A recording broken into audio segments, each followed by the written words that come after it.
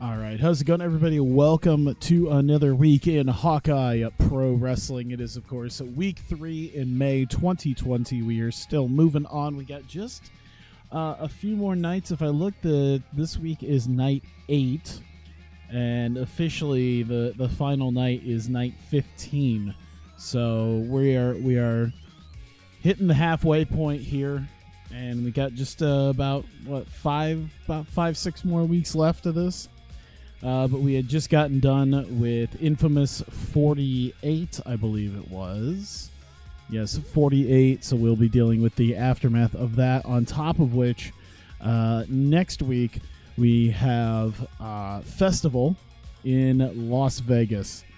And I will quickly go through at least the 3 matches so far that are guaranteed, that we've at least booked thus far, at least the non-Grand Prix matches. So we still have the non-Grand Prix matches as well that's going to be there. But on top of that, we, of course, signed Kairi Hojo versus Kagetsu. It is no holds barred. Kairi Hojo, of course, attacked by Kagetsu just a couple of weeks ago. And she will be challenging her and getting a bit of revenge on her, I would assume, before she sets her sights on Dash Chisako. And then, of course, Sadistic Tales will be challenging Leva Corp for the Women's Tag Team Championship. They got it done at Infamous back on Saturday. And they will be challenging once again for the tag titles. And then, of course, the main event will be a #1 contendership match, Tama Tonga versus Alex Reynolds. It will be interesting to see what happens. I've been hearing that perhaps there's going to be a few changes with the tag championship on Wednesday. We'll see how that pans out. Well, with Tama Tonga winning the tag title with Samoa Joe, we'll see how that goes. But I'm just going to go pretty much straight ahead into this. I'm going to try to make that as quick as possible so that I could get a move on with this. Because quite frankly, I started later than I planned on. And I want to try to get this done before it is way too late in the day.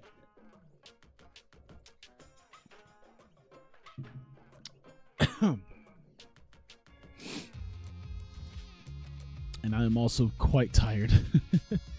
Hey, Rectangle, what's up?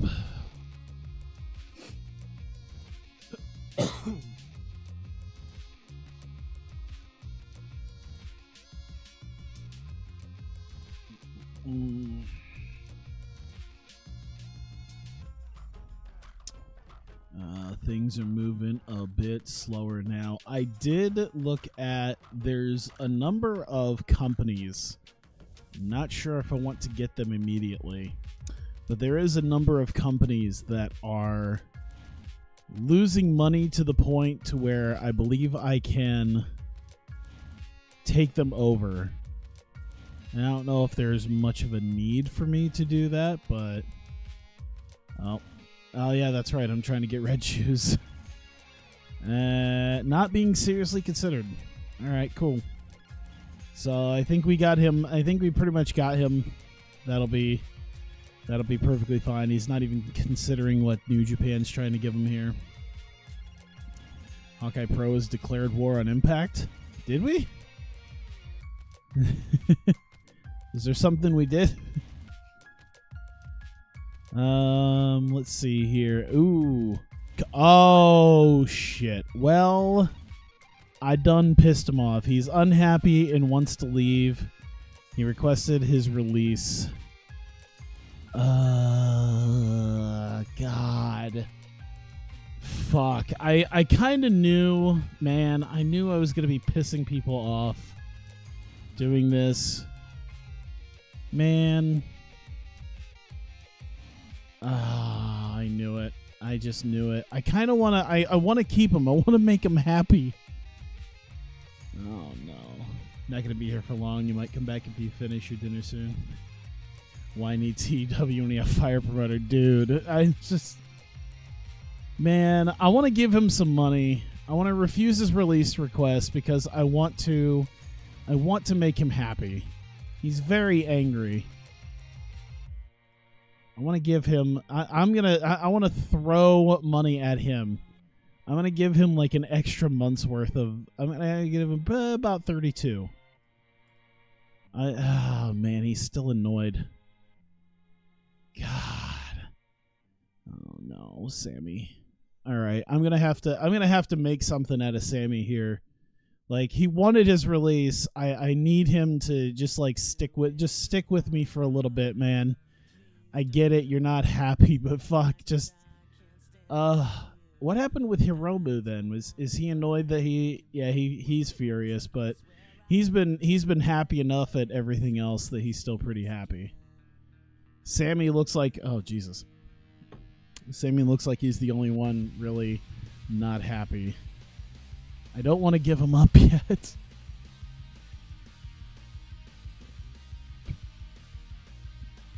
Don't give up on me, Sammy. I will give you I will give you the respect you deserve. I'm thinking about spending a good chunk of money just to hopefully try to make him happy.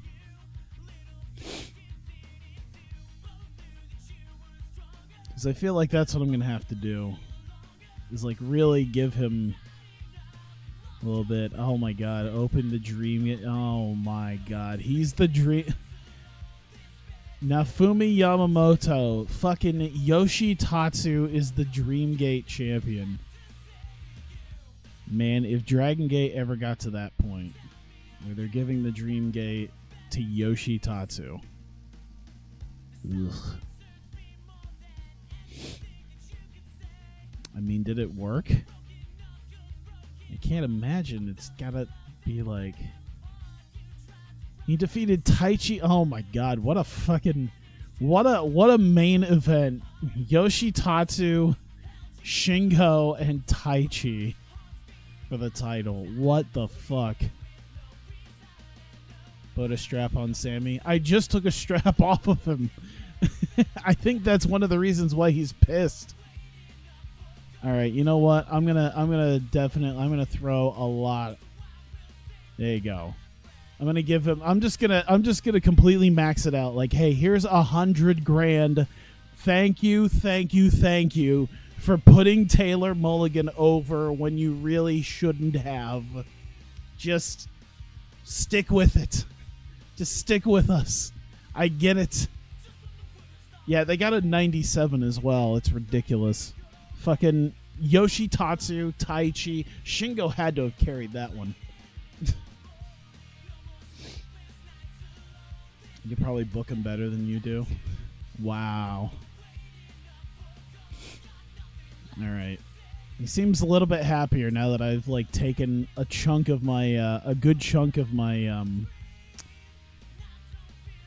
deal there, and at least tried to make him happier. Like, hey, listen. Thank you. This is here's $130,000 in thank you for putting him over money. Let's see. Slick Johnson. He was in fine form, keeping everyone in a great mood with hilarious road stories. All right. Oh shit. Where are we at? We are in... Weren't we already here not too long ago? Oh shit. Is that... I don't think it's Northwest. No, Southwest? Southwest isn't Utah, is it? It is. The Event Center. I feel like we were not... It wasn't that long ago we were here, right? What is it? Why does it feel like we were here in Utah not too long ago? Or maybe it was a similar named building. I don't know. Comcast. I think I'm thinking Heck Edmondson Pavilion. I think we've been there a couple times. I can't remember. I'm not going to worry about it too much. All right. Yeah, D Event Center in Ogden, Utah. Hopefully, I guess I didn't check. That's 12,000. We're expecting 89? Really? We're not going to fill this out? I feel like we were going to... Something... All right, wrestling industry and the economy is rising. Why does it feel like we have a lot less people than we should? Huh. Okay. 8,900. I would love to see what would perhaps be a better building. Let's say 9 to 11,000. Especially if you're in Utah. Salt Palace. It's about 10,000. Sammy tried to get released. Yes. I threw a bunch of money on him because I do have plans for him and I don't want him to leave me. So I gave him a bunch of ass kiss money. Of thank you. I forgot to give him the sort of thank you for putting this guy over money that I usually put on guys who put over Taylor Mulligan. So far Taylor Mulligan has gotten pretty far over, so that's good. He's definitely gotten a huge boost in the last like 5 months.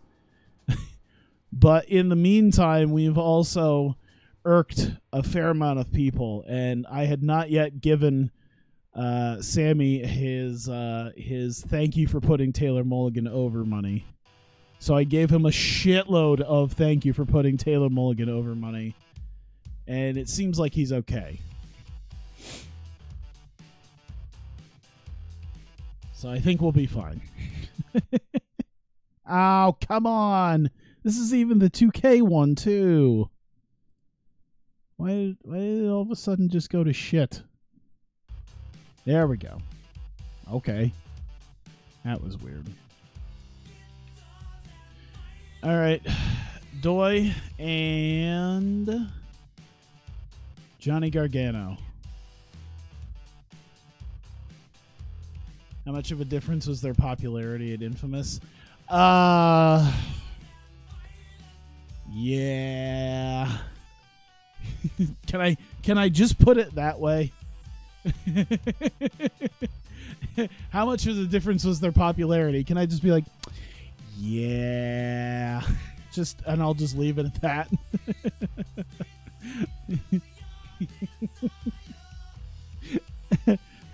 I'll just put it at yep.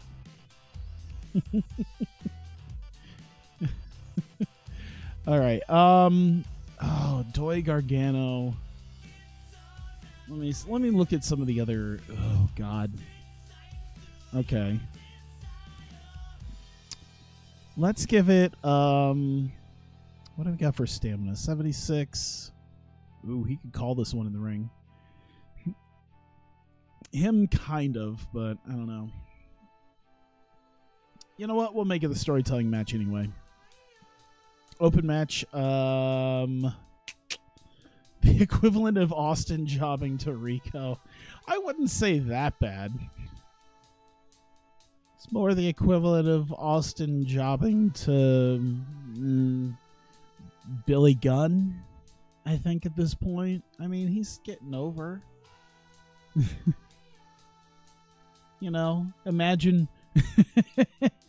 they had like an Austin Billy Gunn at SummerSlam 99 and they didn't bury Billy Gunn and then Billy Gunn went over. That's probably what it was. Prime Dragon Gate US. Oh yeah, Doi versus Gargano. Yeah. Good point.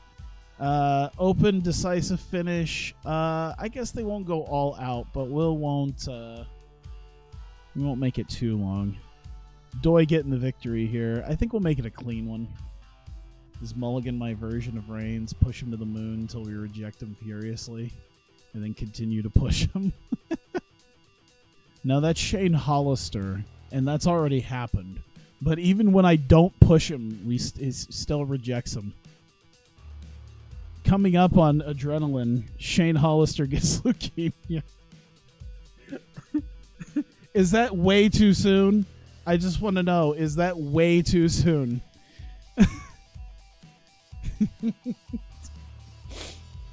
Speaking of Shane Hollister, he's facing Kenny Omega, and they have awful chemistry. Yeah, It's in the they have to fight each other at some point.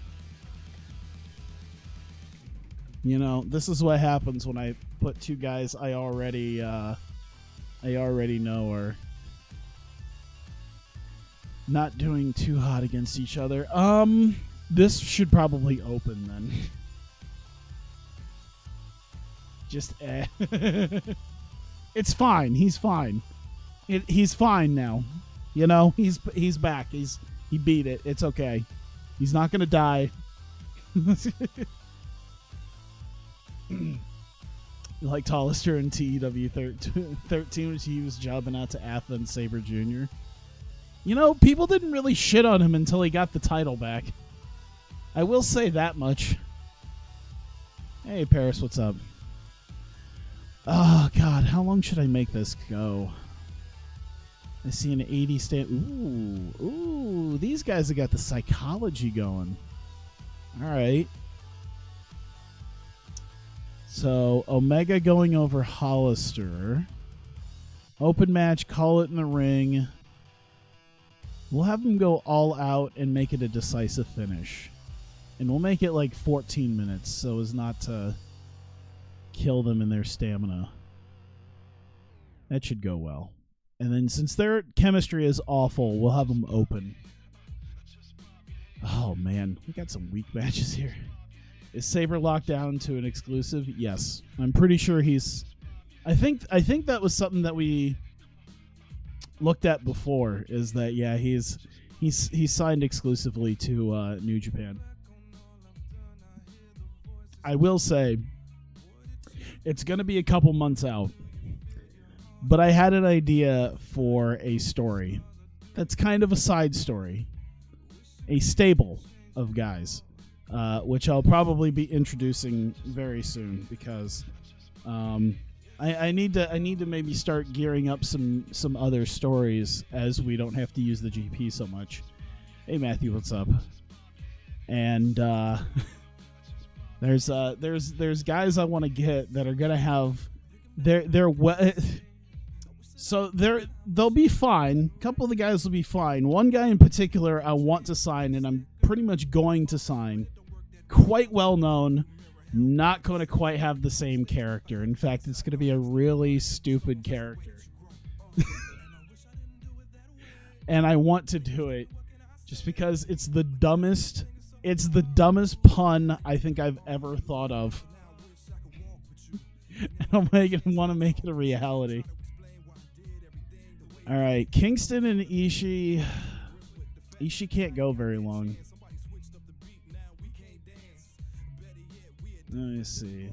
Lana got a career-breaking back injury. Oh, shit. That's what happens when she gets in the ring. 9 minutes, I guess. About you killing Evie. Hey, Evie wouldn't have died if she wasn't such a bitch backstage. Kingston with the win. We'll make it an open match, but yeah, we're going to make it a decisive flash pinfall. Just like, hey, make this like a 9-minute match, and we're going to end it with a roll-up. In fact, that should probably be the opener. Omega Hollister might do pretty okay. Let's bring back Big O's stable with Hall, Carino, and Skull. Oh, yeah. Skull. Tugging on the collar. Marty's... Evie screwed Evie. Evie really did screw Evie. If she wasn't a 1997 Shawn Michaels, she'd be on the main roster right now, and not languishing in my developmental territory, just working out her contract.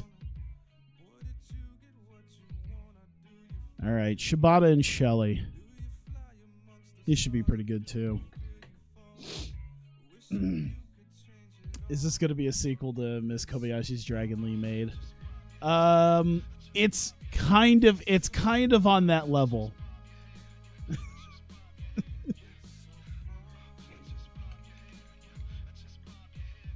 Oh man, I really want to talk about it, but I don't want to like give it away. Oh.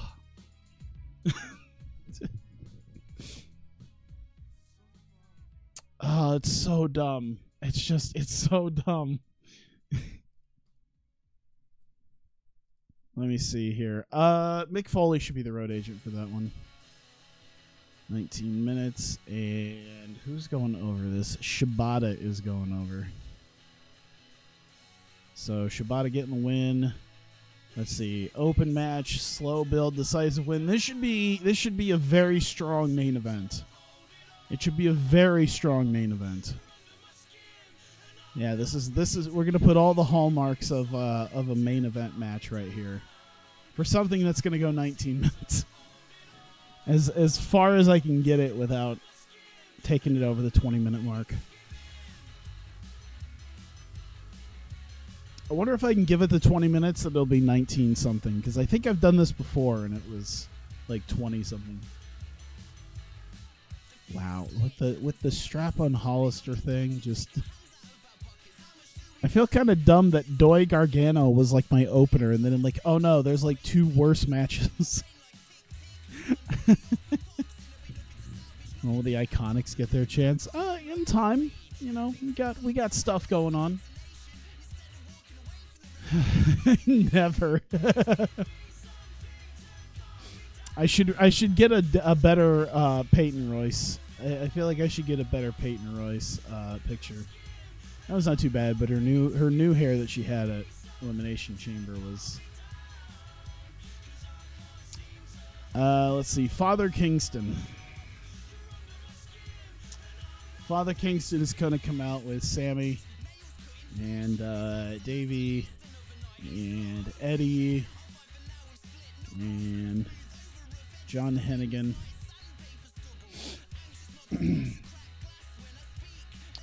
And all right, this is not going to go the greatest. Well, this is a sad day. This is kind of a sad day for these guys. Sammy lost his title. Kingston, I believe, hasn't won yet. Somber sermon with Kingston as he hang on.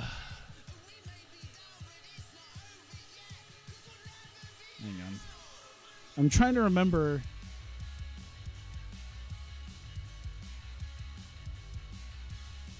Let's see. He is not happy at Sammy's loss and felt there was injustice.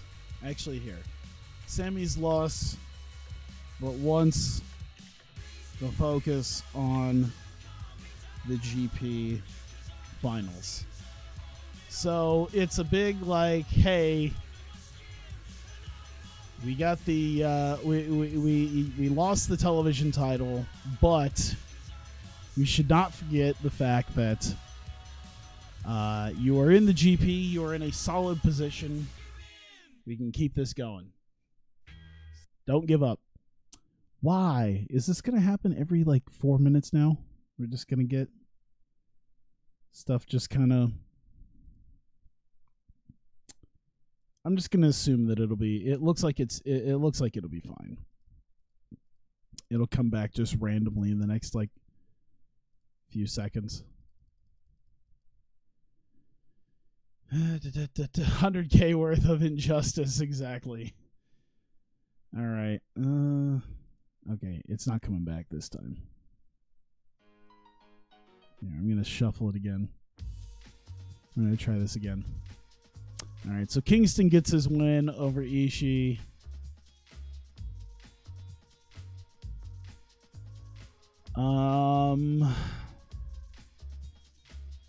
Should Taylor Mulligan come out now or? I'm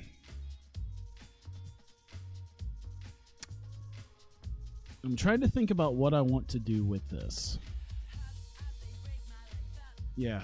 All right. I'll do Father Kingston. Sammy will be in there with him. Taylor Mulligan. There you go. Kingston celebrates his win with, oh my God, with Sammy. Mulligan out with belt to... I'm trying to think here. How bad is WWE is right now. I mean, I'm pretty sure each Uso holds one of the mid-card titles. Like, one's the Intercontinental Champion, one's the United States Champion.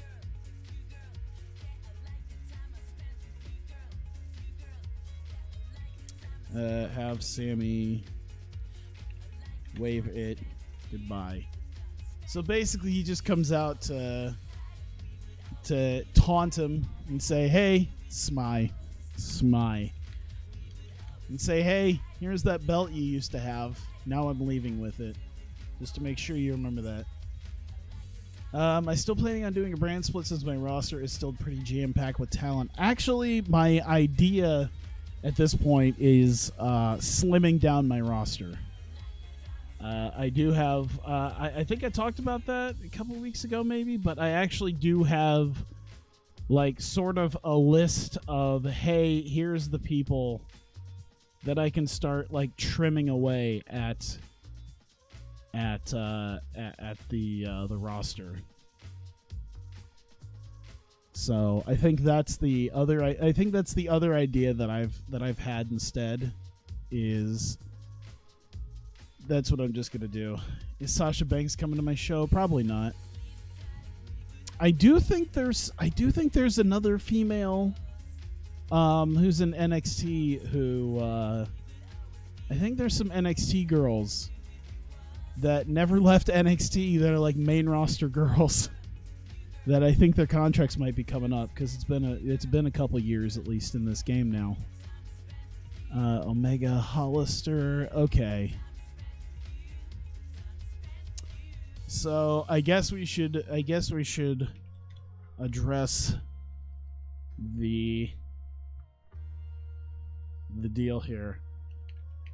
Cleaner's Closet with upset Nick Jackson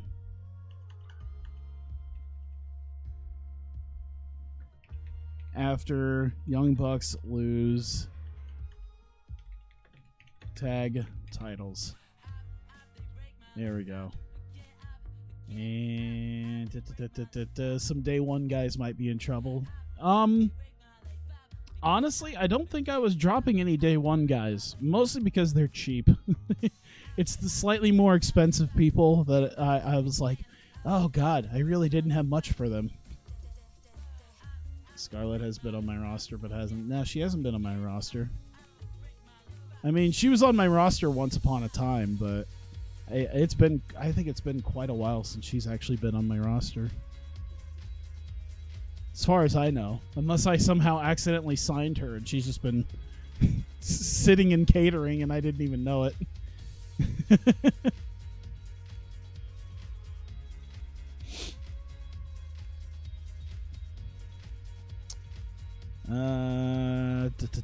Yeah, so entertainment. Oh, man. Young Bucks. They're not the greatest mic guys, at least at this point. So at least spend, 6, maybe 7 minutes just trying to be like doing their own version of being the elite in the middle of the ring. As Nick is unhappy with Matt and Kenny's actions, that's kind of led to them, losing their belts. Speaking of belts, I'm going to go ahead and, because I'm going to make this official at least. So, replacing Tama with Robert Roode. Title change to be considered a continuation. If not, a new reign will be started. Yeah, we want a new reign started here. It didn't, I don't think it brought down the prestige. I think it was still 95, but yeah. So we'll be running an angle here with Tama basically handing that belt to Robert Roode after what had happened. In fact, we'll do that here.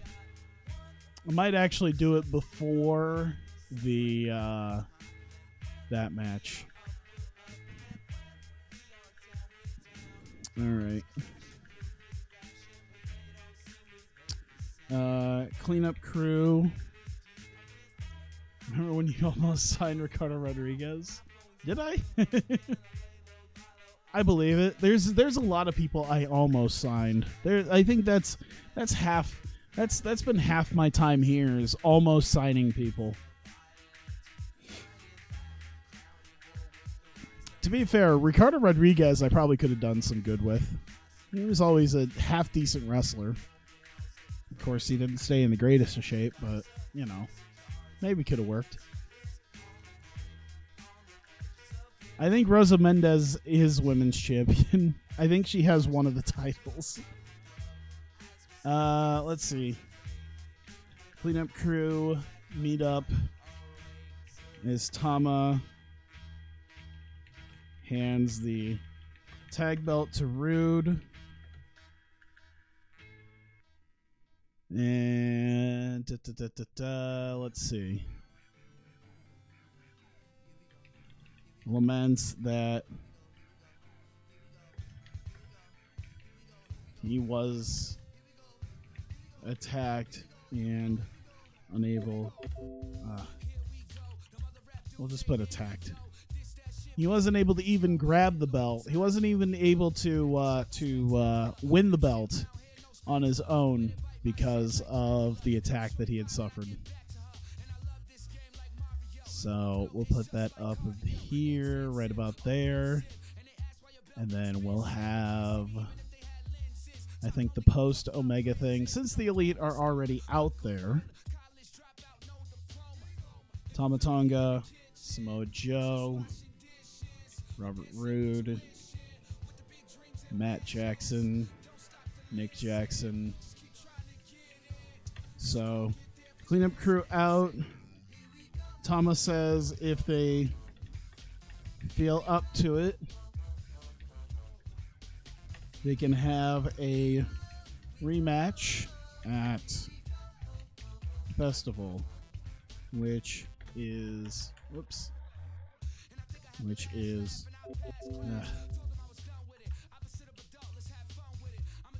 agreed. There we go. EC3 was here during the Mall of America days. Playing on high injuries because it makes helps you make adjustments you may need to make. Yeah, probably. I've always heard so much about like people who just like it's like, oh yeah, these people got injured. These people. It's like I've dealt with injuries, but I've never dealt with like a ton of them. And I feel like that's just because we tend to wrestle a style that's like a little bit higher paced than WWE, but still relatively safe. And I don't wrestle my guys, you know, out the whole time. I feel like that's usually a good way to not kill your guys, is to have, you know, I think 40, 45, and 45 has been kind of the best like intensity and danger settings without killing guys.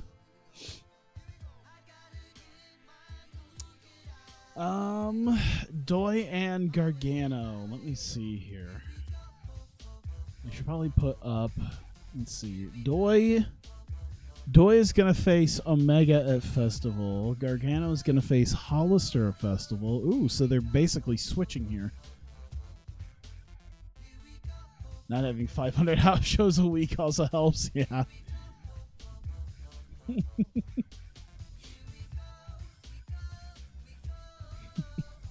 I hadn't actually, just side note, I hadn't actually seen the video where they were doing the Fighting with My Family like interview, and the girl who plays Paige was sitting there going, "Oh, it's so great that, you know, you just type in Paige's name into Google and there's just so many videos online to watch of her."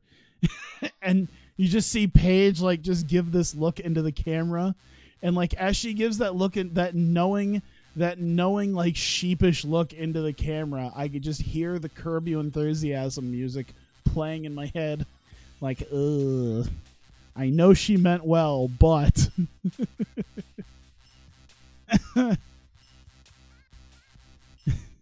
I know that was completely innocent because she probably doesn't know, but still, it was just Because I'm sure she meant, oh yeah, she's got all that wrestling. She's got all those wrestling videos, and it's great. But yeah, it's just, felt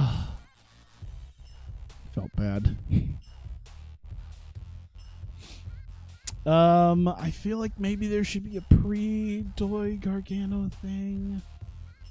Maybe, let me see here. I did have an idea, by the way, of a second developmental territory in Japan. That was an idea that I'm probably going to do. And what I think I'm going to do is I'm actually going to buy out another company and make that my territory in Japan.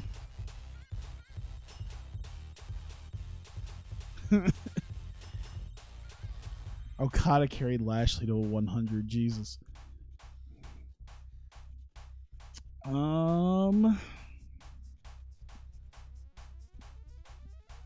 Yeah, we'll put Tozawa out there with Naruki Doi and Sho and Yo.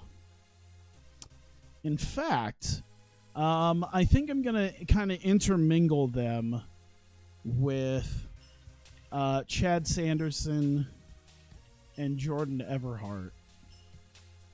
Yeah, Shibata's not going to be quite out there, but I think the idea of having that idea of, hey, Team Angle can also be out there.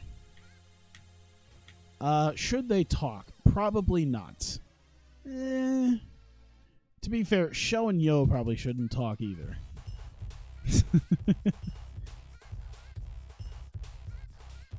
I see here. Maybe the power of Tozawa, Doi, and Angle can maybe help these guys. Ah, fuck it. That's why there's managers. Monster Max out. Let me see here. Discussing Doi's chances of winning the GP. Interrupted by Team Angle. They just came off of their in-ring debut. Angle can be out there to kind of talk for them. We can maybe lead to a little something something. It kind of puts everybody over, gets everyone kind of intermingling with each other. I think it'll help. There we go. And then let's see, Shibata, Shelley. I definitely think there should be a Shelley thing here. Let's see here. Brother Ray, Tama Tonga, Alex Shelley.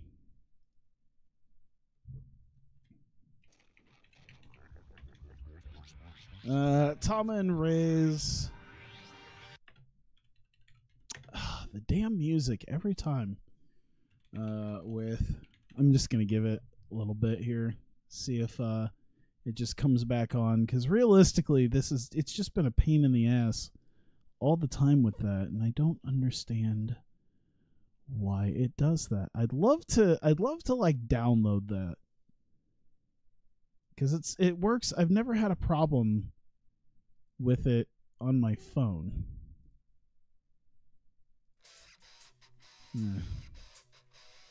It's just odd. Okay, Tama and Ray's office with Shelley.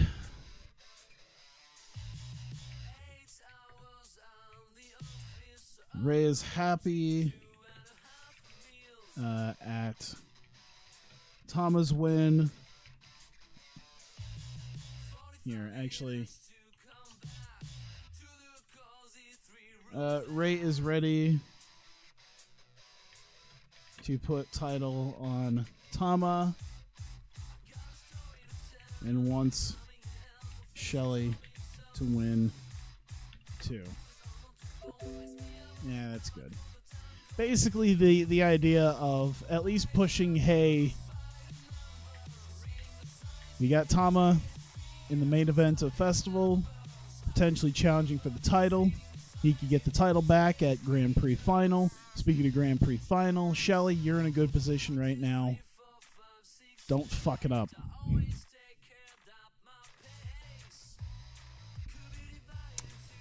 All right. I wanna do a little something here. All right. Okay. I think I have a decent idea for a for an opening, for a closing angle here. So, Katsuyori Shibata, and we got Alex Shelley, and let's see, Brother Ray's also out there. Tama.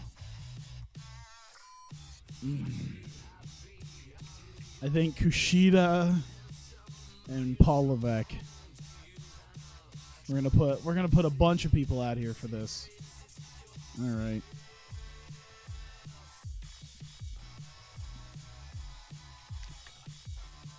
Tama with Ray. Want Shelley to attack Shibata. Refuses. Let me see here. Kushida and Levesque out to confront Tama. We'll just put Gunstun.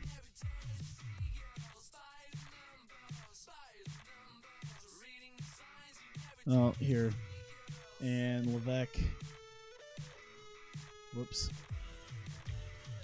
Levesque out. Tama. Gunstun.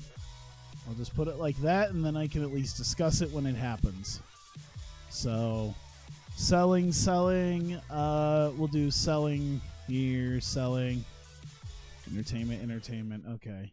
Is Angelina Love available to get? Probably, but I'm not going to get her. Because it's Angelina Love. No real offense there, but I'm doing okay with the guys that I have. I feel like I just had this song not too long ago. I can't remember if I just had this song. I don't think I had that one. All right. I guess this kind of puts over Ray, Tama. I think that's about it. All right, so that's the ending. So that still gives me a good 15 minutes to kind of work everything else in. And I'm trying to think here. Let's see here. Let's do Paul Levesque and Brother Ray. All right. Let's see. Levesque enters Ray's office and confronts about Tama joining tag match at Infamous.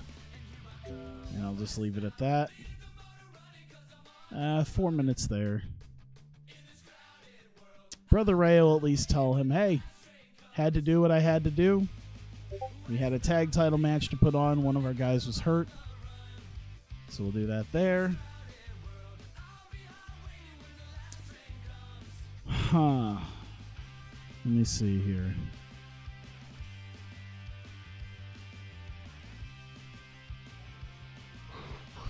All right, so I still want to work with some of the other guys. I want to see who else there has been to work with. I should have something with Reynolds. I can't believe Adam Cole's a fucking main eventer. What happened? How is he a main eventer?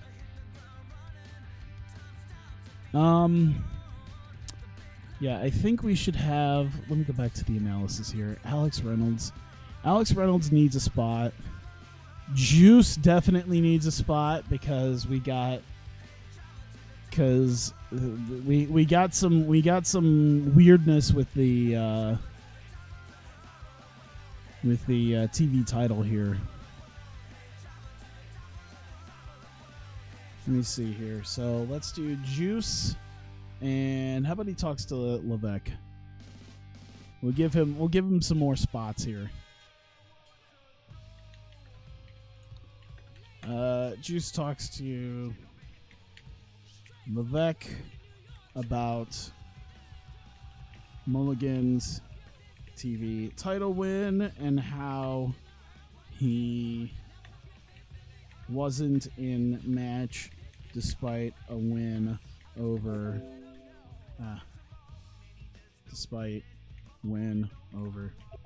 damn, wasn't in despite win over Sammy. Do a what's best for business. Yeah, I don't think you'll have to worry too much about me pulling a what's best for business with Levesque. He's gonna keep a strictly like in-ring role. That's my idea. So we'll put that up there. Let's see.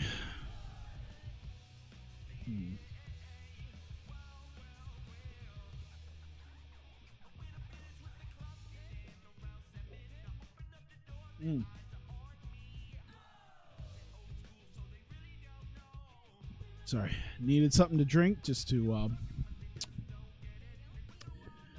clear out the palate a little bit. By the way, blackberry ginger ale is amazing. It tastes a lot like Mountain Dew, but or at least like the special kinds of Mountain Dew, but without all the acidicness. Because ginger ale is not all that bad. All right, Alex Reynolds needs a spot too. And I think I need to get something for... Oh, man, I need a whole lot of stuff.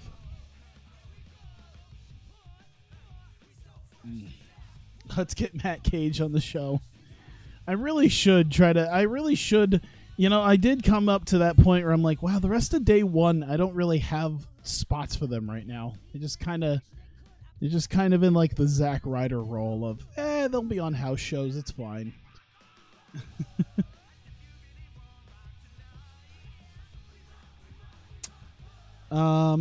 Maybe actually, here's what I'll do. Here, I'll make that a potential possibility here. He's gonna talk to day one.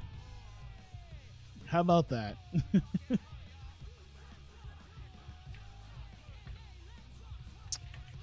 Day one come across Reynolds. Whoops. Where they discuss if he needs... let's see here. Because I do kind of want to get day one involved just a little bit. Because I feel like, you know, Alex Reynolds, even after everything, is technically kind of in the same boat as them. It's a very small amount of people who could be a part of this. Wow, I spelled day wrong too.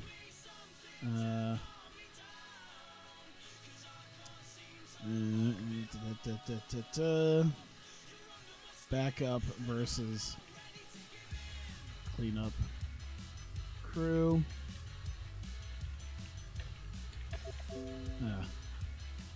No think. So just a little bit there. Should Alpha? That's not too bad. At least a segment. At least a segment with them going, hey, you know, we all kind of are in the same boat here of guys who've been here from the beginning.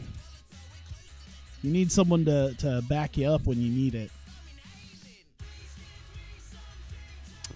And we can throw this, let's see, we can probably throw it over here somewhere. We should put at least one thing, maybe something like there. Day one could be a less complicated version of the NWO. There's a lot of things that could easily be the less complicated version of the NWO. Okay, so there's Los Ingobernables stuff I would like to do, and there's also R&R Fight Team stuff I'd like to do. I think the more pressing one would be, because next week Hiromu wrestles and Naito wrestles, so we could easily do low stuff then. So we'll do R&R Fight Team stuff.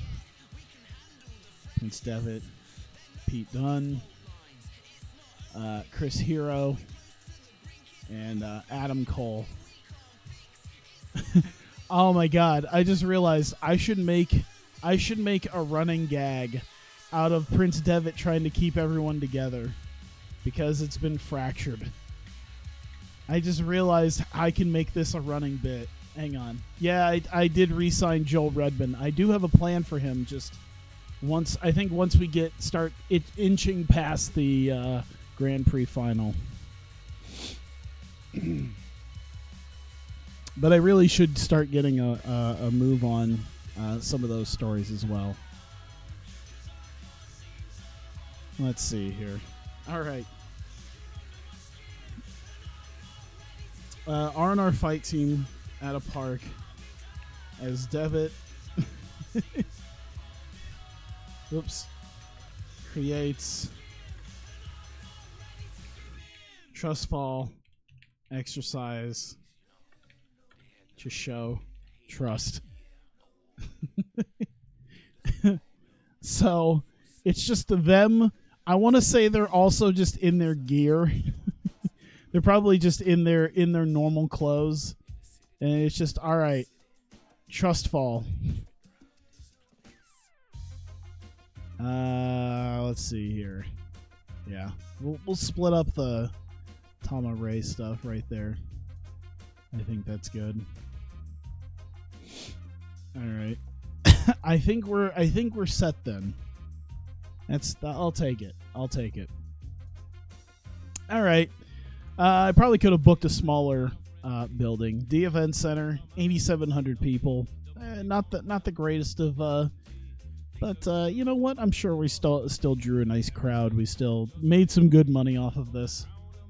Does that mean Mark Sherman is coming back? I will say that I have both penciled in and erased plans for what could potentially be like him being there.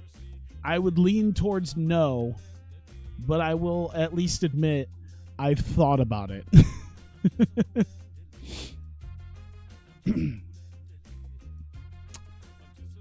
So I need to slim the roster besides to sign more lower mid-carders. No. Like, we slim the roster down from what we already have. It's not like I'm signing anybody right now. The only signing I'm potentially making now is a referee, which, you know, that's fine. I think we have 3 or 4 maybe right now. I mean, we probably have more than we need, but I think we'll be fine. I think there's probably a good, like, 12 people I'm thinking about just kind of pushing out. I think I already got rid of Violent J. I should have. We'll see. Either way, we start off the show. It's a bit of a somber sermon with the congregation as Father Kingston, he just kind of laments the fact that Sammy has lost the title. Sammy's at least slightly more happy than he was the previous day, as Sammy just break kayfabe. Sammy's like just counting stacks of money, just going, "What? Oh yeah." And I'm totally upset. So Kingston, Sammy, and the rest of the guys not too happy about Sammy's loss. He feels that there's a bit of an injustice, what with Taylor Mulligan and all that, but he wants the focus to be on the GP finals because Sammy is very high up there. He's gotten a set of wins here, and he could get himself into the Grand Prix final if he focuses up on that. Although now that I think about it, the whole reason why we had that match is because he's taken like 3 different losses.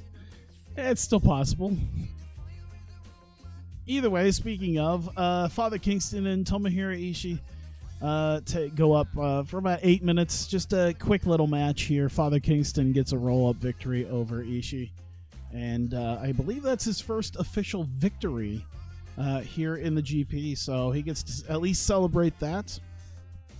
And as he celebrates that with Sammy, as they look forward to continued Grand Prix success, Taylor Mulligan comes out just to get on the mic, tell Sammy to wave goodbye to his television championship. He's never going to see it again, and then leaves. So at least this time he didn't go attacking people and trying to take out their knees.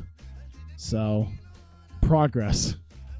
Cleanup crew, they are in the back, and they make it official that Tama Tonga is relinquishing the tag team title officially to Robert Roode, and that the tag champions will be Samoa Joe and Robert Roode going forward. He was just saying how it's a shame that Roode was unable to be able to wrestle in that match due to being attacked, but they did get a bit of measure of revenge there by winning the titles away from the Young Bucks. So Roode didn't quite win the title, but he did at least get it here. Mulligan waved down him like Batista did to Triple H. Yeah, that's probably about what it is. We get Cleaner's Closet, and it's a bit of a tense situation, as Nick Jackson was not involved in the attack on Robert Roode last week. It sort of led to Tama Tonga substituting himself in the tag title match, which Nick Jackson kind of blames on Kenny and Matt as the fact that they had lost the titles with that. Nick feels that they got a little too involved and they got a little too selfish on what they wanted to do and who they wanted to take out, and Nick Jackson kind of airing that out. They seem to at least come to a reasonable conclusion. They seem to come to kind of a happy medium that, hey, maybe they went a little too far, maybe they did this and that, but the focus can now be on winning the tag titles back and getting them back into the tag title. And Kenny Omega versus Shane Hollister. You know what? Decent enough match for guys who just do not click at all. And they did okay. I'm trying not to say so much. I my roommate actually, let's see. I try not to say so much. And my roommate also brought something up to me the other day where he said, "You say the phrase 'to be fair' a lot." And I realized as he said that, I'm like, I do say that a lot. I don't know if I say it on stream a ton, but when I'm talking to him about certain things, I do tend to say the phrase "to be fair." So I'm actively trying not to say "to be fair" and say all the time, because I feel like it's almost a crutch, and I would like to expand the use of my vocabulary beyond what I have, because I know I can say other things, and sometimes I just don't. So I need to, see. I should just go, to be fair, I do. Yeah, I try not. But, it's just one of those things. I think everyone has stuff like that they do and say, almost like a tick. I'll try to do better. Thanks, Stay Hydrated Bot. Just over an hour. Which means I really need to get a move on with this.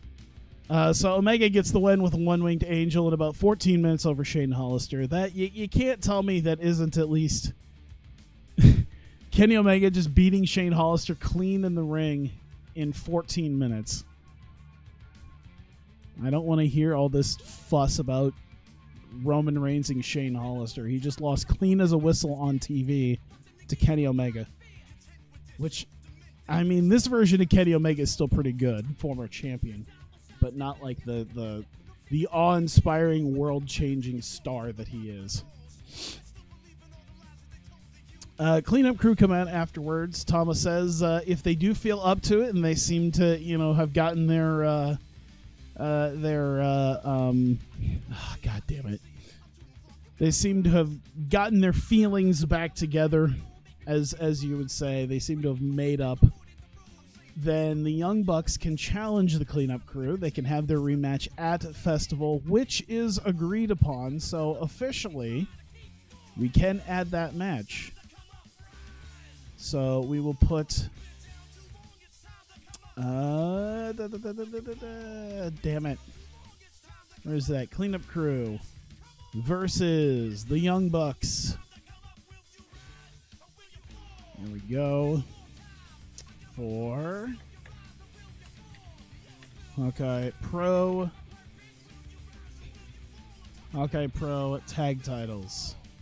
Tag team championships on the line. The Cleanup crew, this time with Rude, in the rematch against the former champs, the Young Bucks. There we go. He's WCW era Hulk Hogan. Wow. I haven't ever booked. No, if he was WCW era Hulk Hogan, I would have had him lose to Omega, and Shane Hollister was like, doesn't work for me, brother. Juice Robinson in the back, he kind of airs some grievances to co-commissioner Paul Levesque about Mulligan's TV title win back at Infamous just a few days ago, and says, it feels like he wasn't able to get involved. He knows the match was already booked, but he should at least maybe have some sort of right to challenge for the title, because he did beat Sami Sabay, albeit just a few days before he lost his TV title.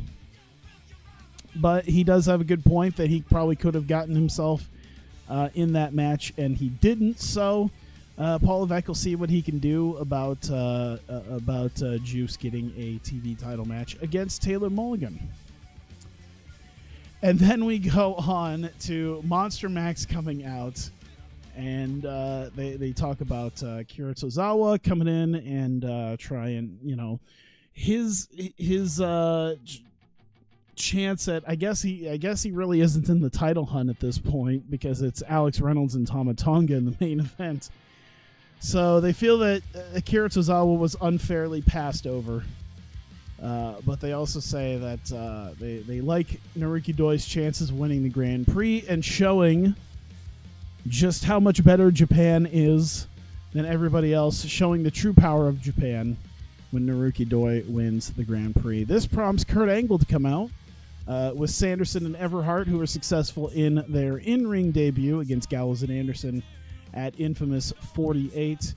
And they seem to trade a few insults and perhaps throw down the challenge to have Team Angle face Roppongi 3K in the future. So we could see Roppongi 3K facing Team Angle.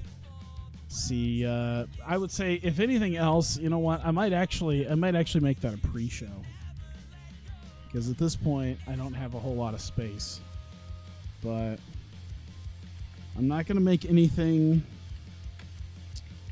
set in stone, but I'm at least going to pencil in Roppongi 3K and Team Angle on the pre-show. There we go. YouTube sucks. Watch that get flagged in the system just because I said that. Oh no. All right, god damn, Naruki Doi and Johnny Gargano. Even though it was only 15 minutes, they pulled off a 90. Great chemistry between them, too.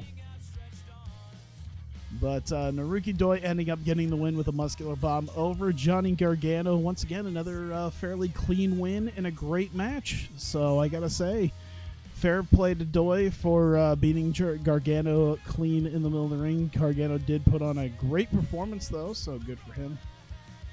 And yeah, shows the ability of Johnny Gargano as a singles competitor. perhaps use Gargano and Beretta a little bit more in singles action since I don't use them so much in the tag team scene. So you're saying Reddit is bad? I mean, Reddit's not bad, but there's a lot of I don't want to sound all like fucking hipster and shit.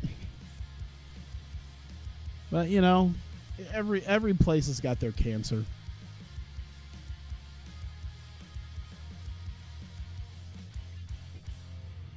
I should just be super topical.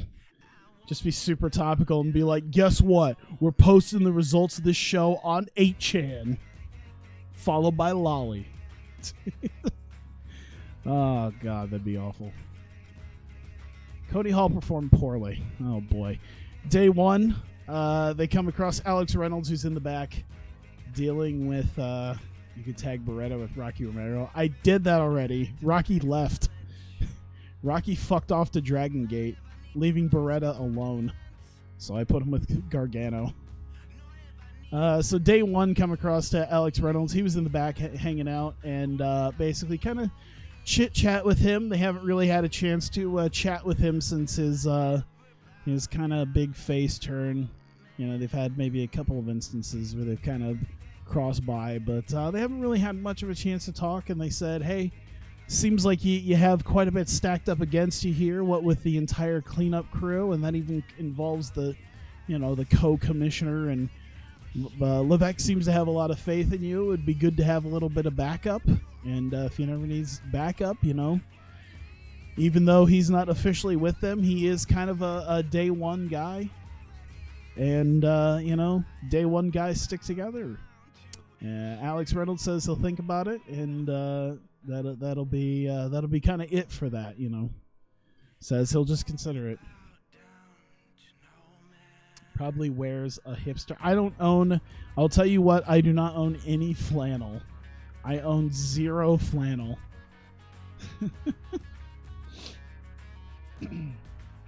Forgot about that time to call Caitlin Croft. I think there was a point where I actually scouted him. I was like, should I? And then I decided against it. And now I'm way too big to even consider that. Tama Tonga's in Brother Ray's office with Alex Shelley. Brother Ray's just kind of in his own little a war room, basically, in his own little head. Yeah, he's ready to put the title back on Tama. He says it's just a couple of wins away. Tama just needs to beat Alex Reynolds, which is easier said than done, but is very possible. But as a backup, he always likes to have a plan B, and that is Alex Shelley winning the Grand Prix. So he's got a couple of potential ways of bringing the heavyweight title back to his side. Now that he's got the tag belts, why not look after the heavyweight belt? And so, yeah, plan A is Tama Tonga, but they're thinking about hopefully forcing Alex Shelley to have to face Kushida or whoever could be the heavyweight champion at that time to get the belt back. And they end up leaving, and Paul Levesque enters, and they seem to have a somewhat cordial, and then it leads to somewhat of a tense conversation where Levesque confronts Brother Ray about Tama joining in the tag match.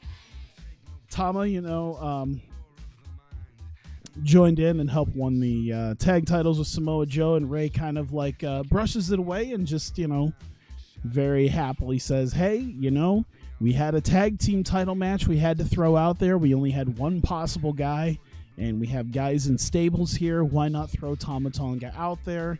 They were the ones who got attacked. You know, Robert Roode was the one who got attacked by the Young Bucks. So, you know, bring out a guy like Tama Tonga.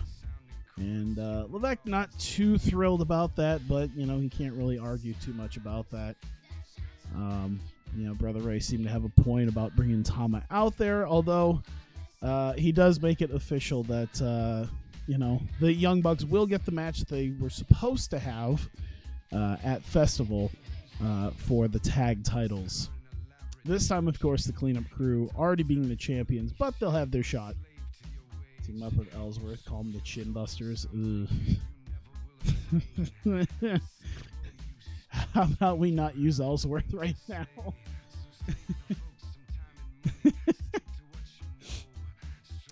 You know, what's even funnier is that Beretta's oh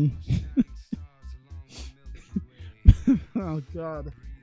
Beretta's gimmick that I have for him set right now is God's gift to women.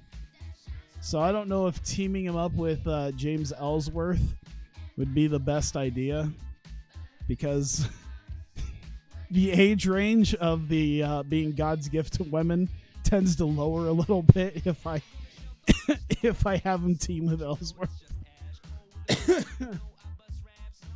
Just a little bit. Yeah, R&R Fight Team. Once again, we get a bit of a bit of a vignette with them. They are out and about again. The last time at Infamous, we had them at Disney World trying to bond once again, get their bond together. This time they're at a park, an undisclosed park, and they seem to be near benches and just other things that you can fall off of. And Prince Devitt decides to do trust fall exercises with the four of them to help build trust amongst the team, which doesn't seem the most productive, but you know, you never know how these kind of things could go here. God damn, there you go. This leads to our main event, which Shibata versus Alex Shelley, which did a 96. Shibata ends up PKing him. Oh, 2027. Let's just pretend it was 1927.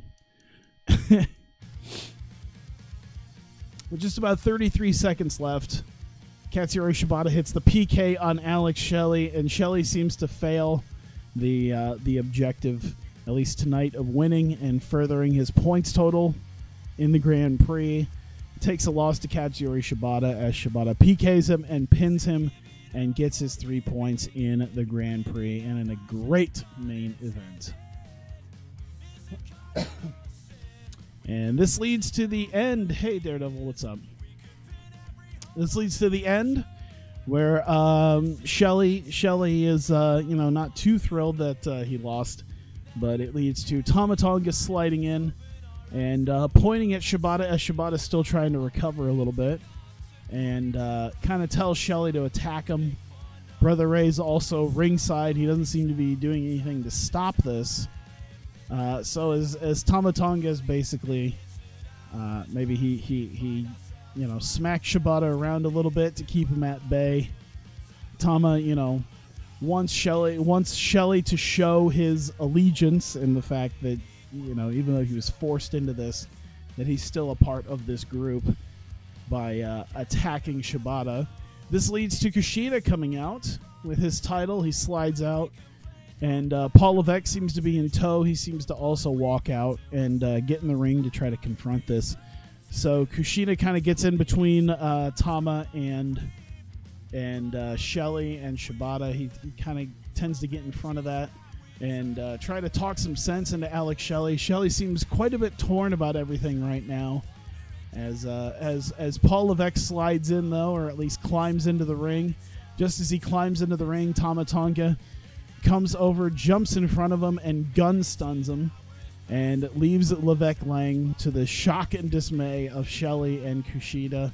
Shibata, who's now starting to recover, also kind of notices what happens.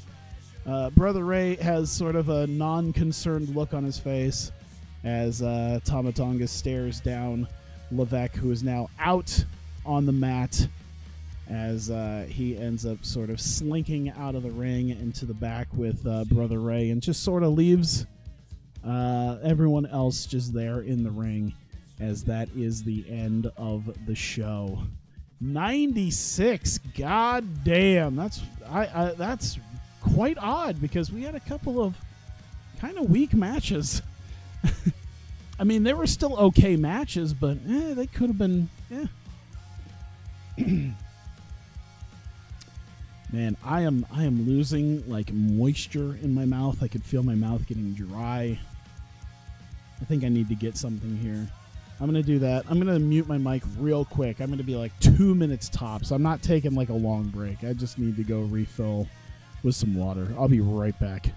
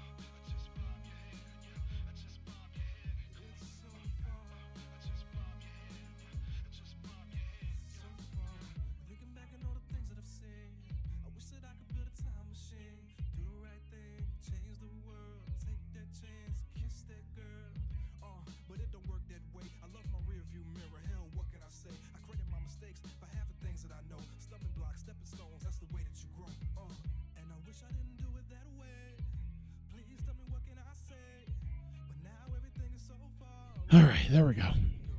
Just needed to refill. I forgot my roommate and his friend were here earlier.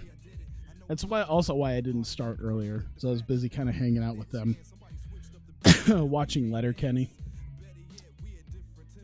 Yeah, they went out clubbing. They asked me if I wanted to go, and I said no.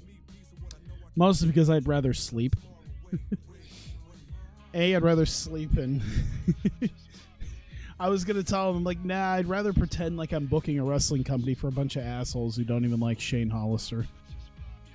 Which would be funny if I actually said that to my... Which would actually be funny if I said that to my my roommate, because my roommate was... I think I've mentioned it before. My roommate actually used to be like a local wrestler in like the early 2010s. And he's been in the ring with Shane Hollister.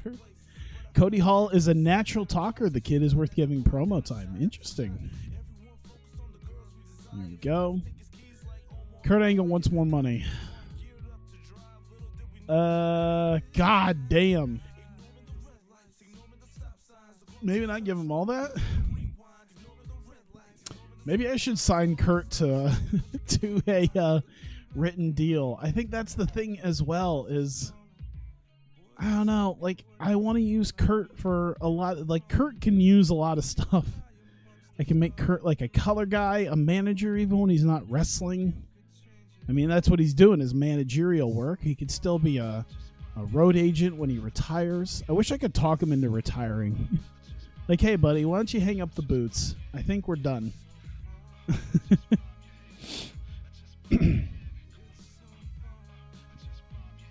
Let me see here. I didn't see anything for Red Shoes, so I'm thinking that's pretty much done and over with, and he's going to sign with us, which is great, because I had a funny idea of Monster Max having their own specific Japanese wrestlers for their Japanese referees for their matches. The idea of Doi Tozawa and Roppongi 3K will not wrestle until they have their own specific Japanese referee.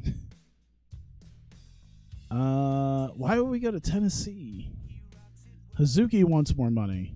Oh no, Hazuki. Okay, she brought pizza for the entire locker room. Feel like giving a bunch of wrestlers pizza is not the greatest of ways to go, but all right, is there somewhere else in Utah or the surrounding area that would probably be better?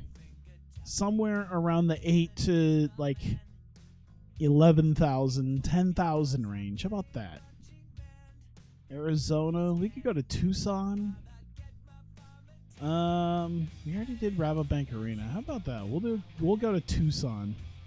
It's 9,200. That's a damn near sellout right there. Go all out, have him have a Japanese commentator and road agent too. Oh my god. The commentary team thing, though, would be kind of funny because, shit, didn't TNA do that with LAX? Where they had, like, the Spanish commentary team, like, be specifically, like, the LAX commentary team? I think that'd be fun. Alright, so we got a lot to deal with here. Yeah, Nicole Matthews is singles champion. That's another thing to deal with as well. All right. Let's see. Dash, High Spirits. It got up a little bit with an actual winner. And then, of course, I wonder if I should have her... I should almost just have her defend immediately. Just like some sort of, maybe even a local talent. I wonder, let me see this. I do want to see if there's any wrestlers. Just, hey, Angela Fong. Wasn't she in, oh man. Wait, what? Hang on.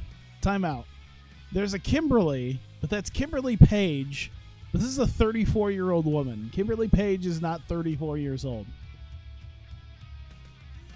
Tessa, ooh, Tessa. Tessa's not great in this though. I do like how it seems as though Lucha Underground. Oh yeah, I think Lucha Underground's been hemorrhaging talent recently.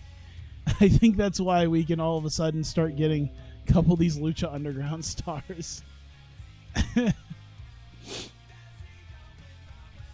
wonder. She's not really a wrestler though, is she? No. Maybe I could still have her go get the shit kicked out of her. employer for one night, like, hey, you can take bumps, right? We don't need you to do anything like particularly great. Just yeah, Angela Fong, I don't even think was a goddamn wrestler. Yeah, she can't sell worth it anything. Here, I'll bring her in. Just 460 here. No, 400. There. All right, $400. I don't know who you're gonna sell to, but you're gonna sell to somebody. I don't want to besmirch my my mid card title by having a shitty like first defense like that, but we'll maybe put you. You know what? I bet you we'll have you. We'll help push the Nicole Matthews as a. We'll have her beat you. Oh my God, where the hell is she? Isn't it Carly Perez? Or is she somewhere else? Oh, she's not even a wrestler, is she? No, I'm gonna make her a wrestler. Hang on. If she's not a wrestler, she's gonna be one. Yeah, women's division. Yeah, you don't get to sit around and just be a manager anymore. You're gonna go get your ass kicked. There we go. Put you in there with Matthews. Any wrestlers do you think is ready to be called up? I'm sure there's a couple I should probably consider. 8 minutes. Nicole Matthews. Where's she at in the popularity scale? She's a nothing. All right. Well, in that case, domination. She's just gonna stretch her for a few minutes. Like, here, listen. Just go pick up a win. Nah, don't put the title on the line. You're just gonna beat the shit out of her. As I say, who out of my females? Jasmine, Momo, Nikki, Sarah, Toni Storm, maybe. Here, good way to do it. I'm looking for good in-ring workers. All right, now I'm looking for great in-ring workers. None of you. So you have some decent people. Where are they on the popularity? Oh God, that's right. I think Toni Storm might be. Yeah, Toni Storm's getting up there because she's actually been down in Ignition for a while. Barry Evie. We'll have Nicole Matthews beat the shit out of her too. She's just gonna have Nicole Matthews is just gonna have like 4 matches tonight where she's just burying people. I do the Wade Barrett thing that I did in the original CFC for TEW. She just wrestles like 7 matches against a bunch of no-names and just beats the shit out of them. Let's see. Let me look at the history just so I have a decent idea of what I did last week on Breakouts. All right, we had Kimberly and Kangaroo Jess. I think I want to follow that up. By the way, I don't want to talk too much about it just because it's very sad. But I had seen tell of some stuff on Twitter. I don't know if she ever deleted it or anything, but yeah, I don't know. Apparently Kimberly has she has her own issues. I don't think it's in here. It should be somewhere about a potential alcohol problem. But yeah, apparently she's bartending again. I don't know if she's even... I don't even think she's doing the wrestling thing anymore. I think she might be starting to give up on that. All right. Kangaroo, Cassidy. All right, let's see. We got an 82, 67...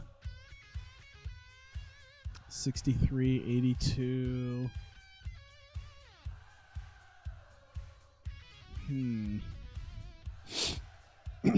Yeah, I've once again, a lot of things that I've heard have just been like stories, like things that I can't verify.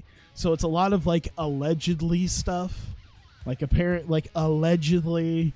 Like, she had a falling out with Ruby Riott, I guess something to do with, like, the Tegan Knox injury, that she wasn't exactly helpful during that time, which kind of led to her and I think Dakota Kai kind of helping with Knox as well.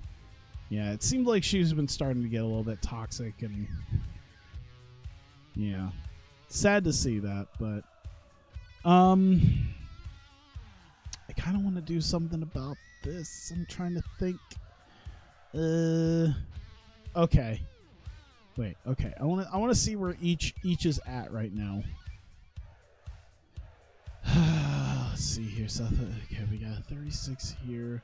Lufisto's retiring. I mean, I can see it just because Lufisto's like what, almost 40 now.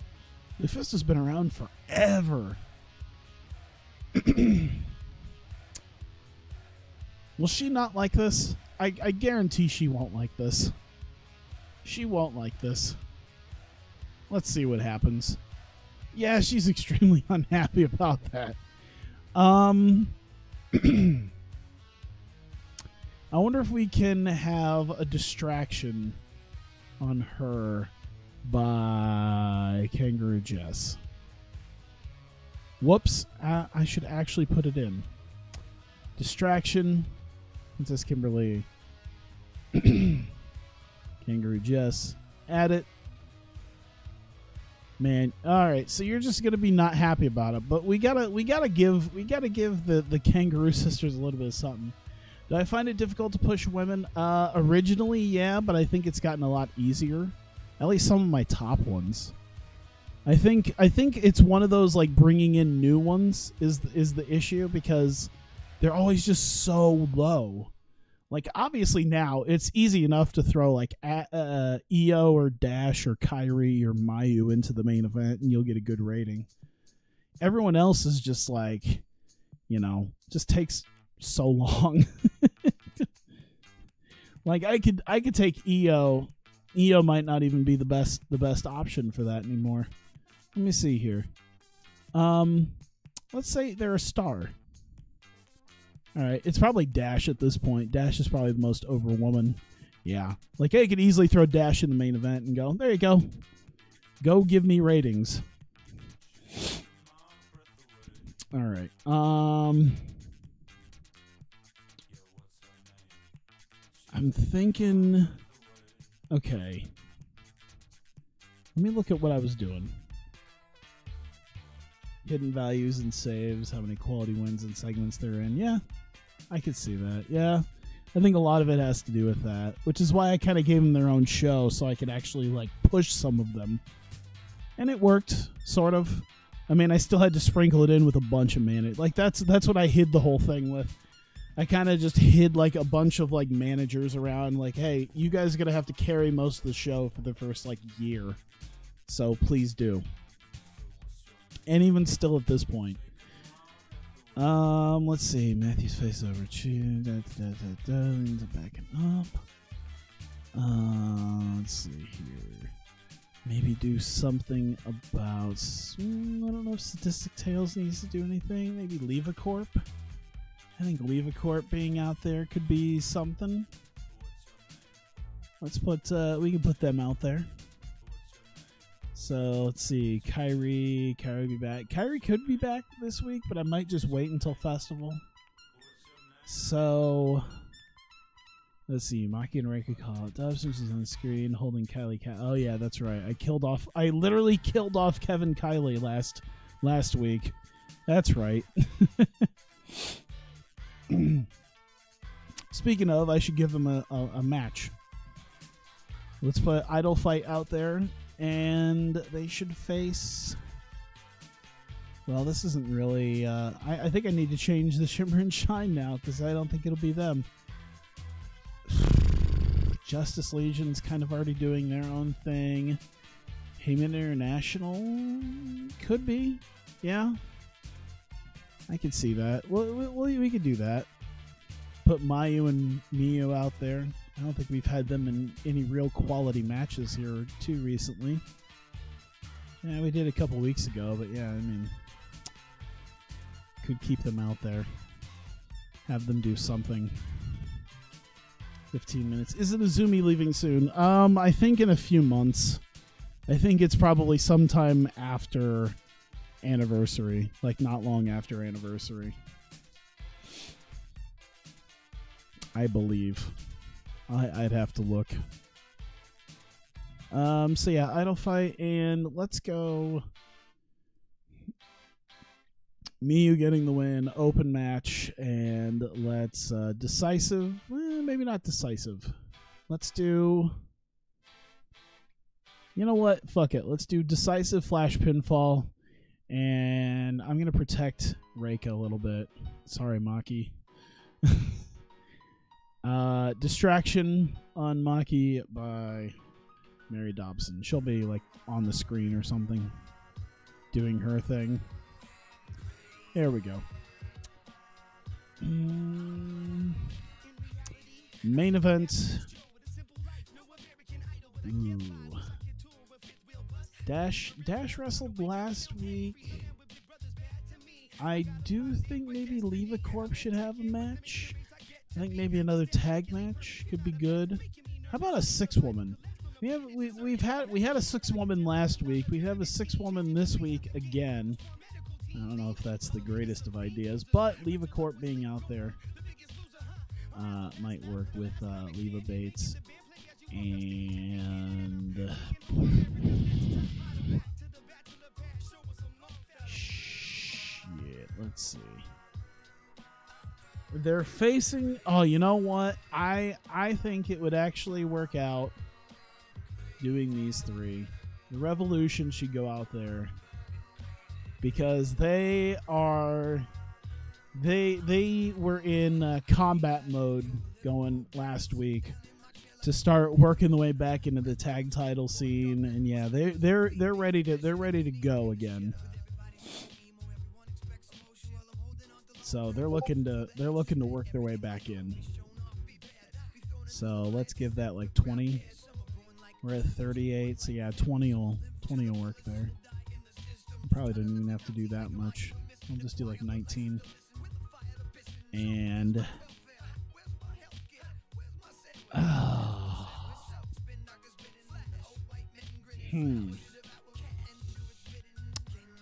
could have... Oh man, see, part of me kind of wants to... Damn, this is kind of hard, because part of me kind of wants to put over the women's tag champs because they got a match. in just a couple weeks. But another part of me wants to not completely whatever happened with Hikaru's Opportunity Trophy. She failed her cash in. She cashed in on EO 2 weeks before Anniversary 4 at an Infamous. The Infamous before Anniversary 4, she cashed in and failed her match.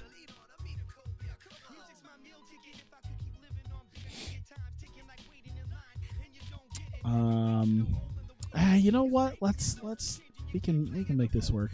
All right, Becky Knox, and we'll do open match. We'll do slow build. This will be our storytelling. I don't think there'll ever be a better one. And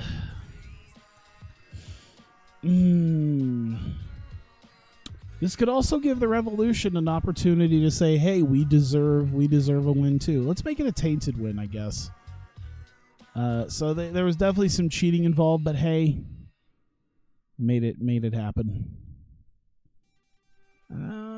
Hopefully Nox is good enough to have someone lose to her. Okay. This is gonna be something. Should I make that? Yeah, that'll be the main. Honestly, I think out of all of it, yeah. Oh man, this is gonna be interesting. Let's go there. She's been one of the most unlucky women on the roster. Yeah. Got the Opportunity Trophy, failed that. Got to the finals of the High Spirits title, failed that. I mean, the story there has not been lost on me, believe me.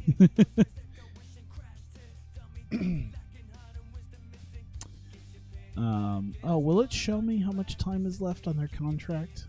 Yeah, she's still got 4 months, 2 weeks. Yeah, that's just beyond. It's just beyond anniversary. You know what? The matches aren't the greatest, but I think it'll be fine. 59 minutes. I think we'll be okay to start filling up the rest with segments. So Nicole Matthews, along with Mercedes Martinez, Madison Eagles, and Portia Perez coming out.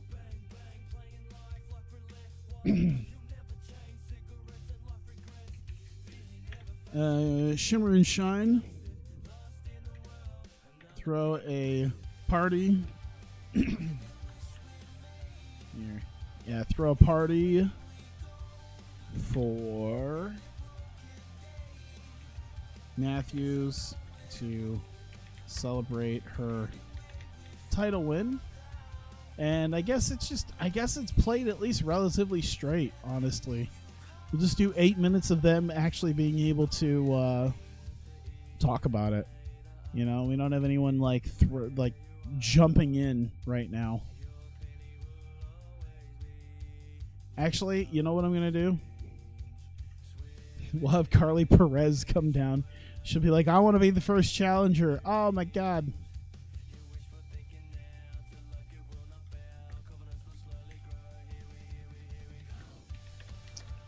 Perez out of nowhere wants a match with the new there. Just as a hey, you get your damn hands off that belt. It didn't make the most sense halfway into that quote, because I'm like, oh yeah, that Back to the Future quote doesn't make any sense. All right, so we had that. Do I want to have anything? I feel like I should. Like, she kind of won it fair, but yeah, she kind of won it fair. So, I mean, but Shida might still want to challenge for the title again. We'll have that. Nicole Matthews, Hikaru Shida.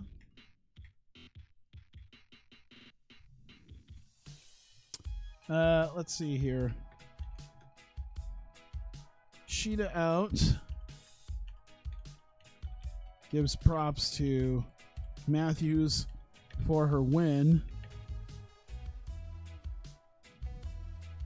But will look to earn another shot at her title. There we go.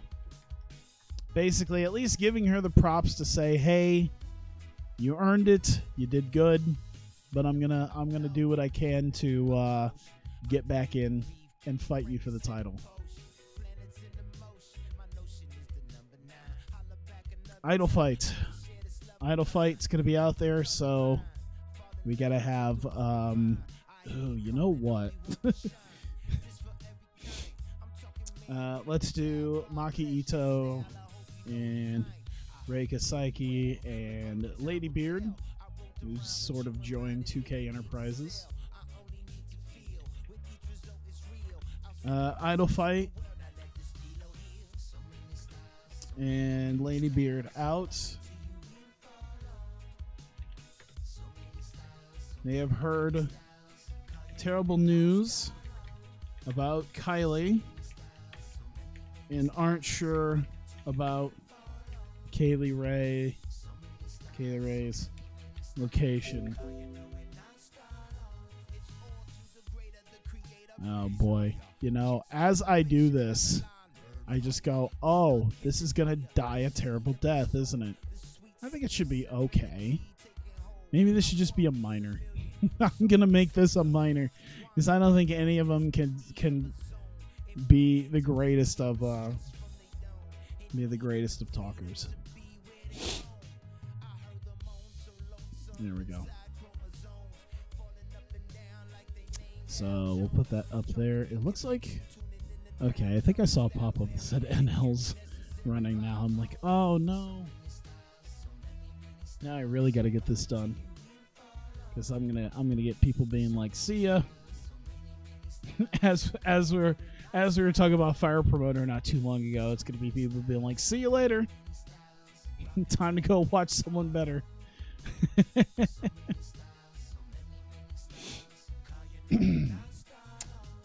So we have that, and then, all right, let's do Mary Dobson,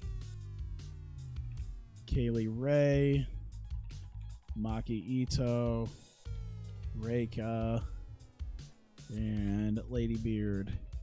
So they're there, but I think I think it's mostly selling that we're doing with her. I forgot to hit the S one more time. So there we go.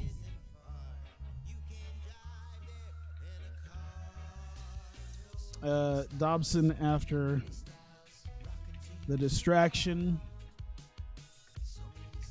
shows that she has taken Kaylee Ray,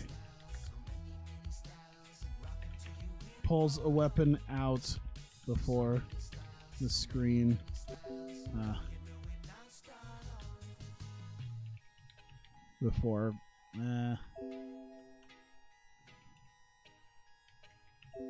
Damn.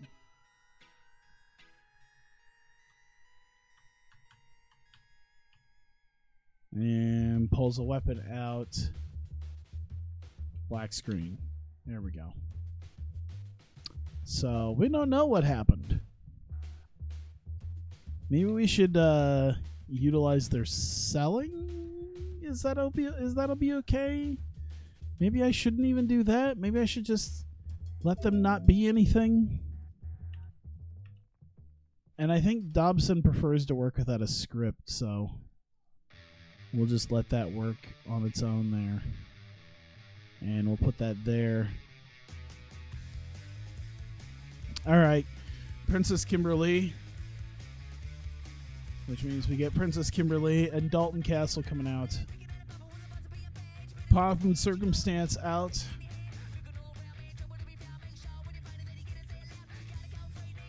They are not surprised at Lee's win and looks to do it again against another Another dirty, maybe not dirty. I'll put unwashed.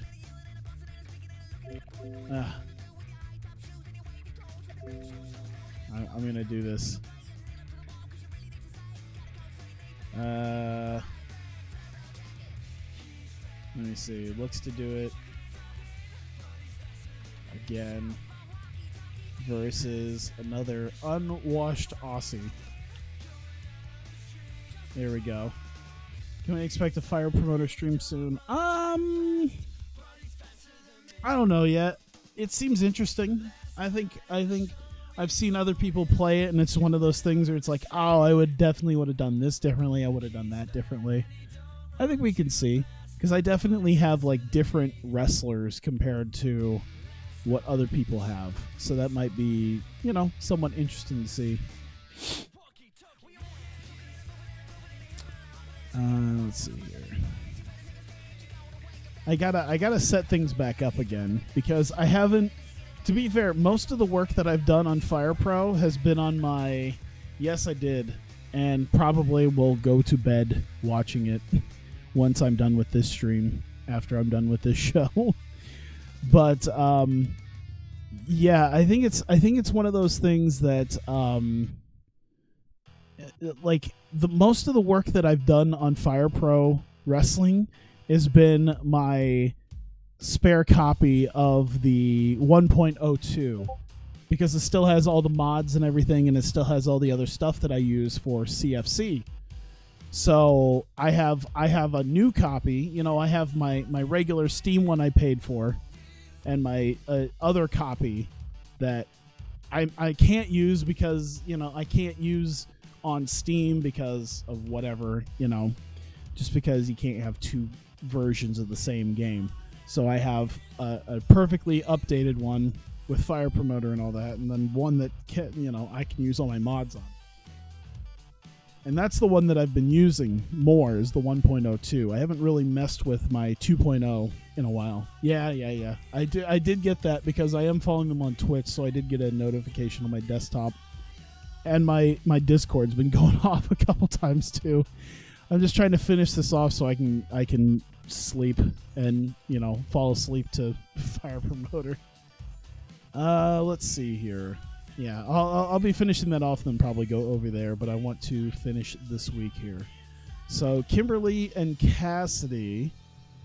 All right, so Kangaroo Cassidy and Kangaroo Jess and Lufisto is not going to be happy with them. Carl Anderson and Doc Gallows might be a little bit, you know, bit more interesting about that. So, all right. Lufisto is not happy. Whoops. At Cassidy's cheating tactics as Anderson and Gallows secretly approve. Because once again, they also have done their cheating tactics, and while they try to suppress their urge to be bad, you know, every once in a while it still kind of sneaks out. And Lufisto can't believe that they have once again defied what it means to be part of the Justice Legion and cheated. All right, leave a corp. Actually, we should probably have a Revolution thing here too. Ashley Flair, Becky Knox, Brian Hebner, of course, Brittany Knight. Okay, so Revolution, backstage. This is what they've wanted. Chance to prove they still belong. They still get to stay in the talks and the discussions of contenders. They've not been in the greatest of spots recently, but this is their chance. Let's see here. Andrew Everett's on Ryback attire. What?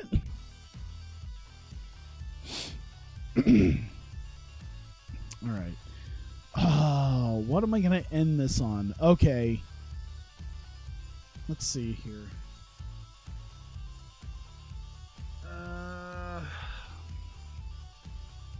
I need that show ender.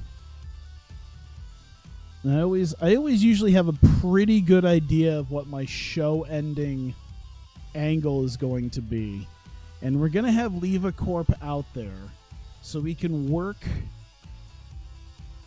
Actually,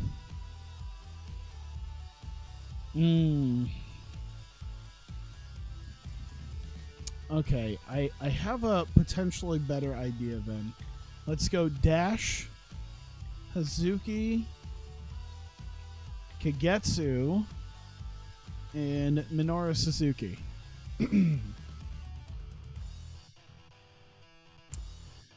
Ooh.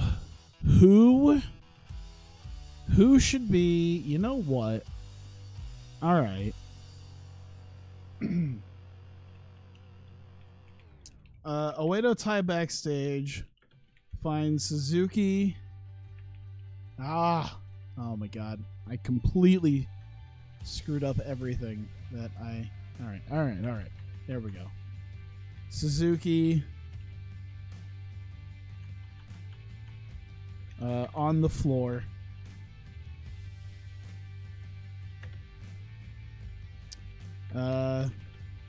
They rush for help as... Ooh. I'm trying to think what's going to be my calling card here. All right. A single gold coin was laid on him.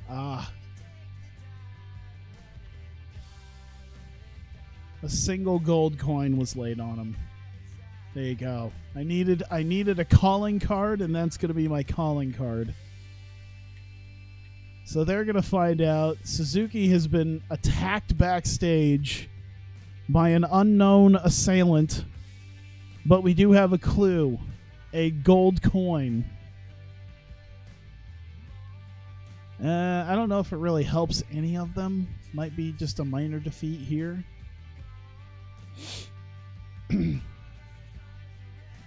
But there are characters in Hawkeye Pro that are associated with gold coins, perhaps, with just how their characters are.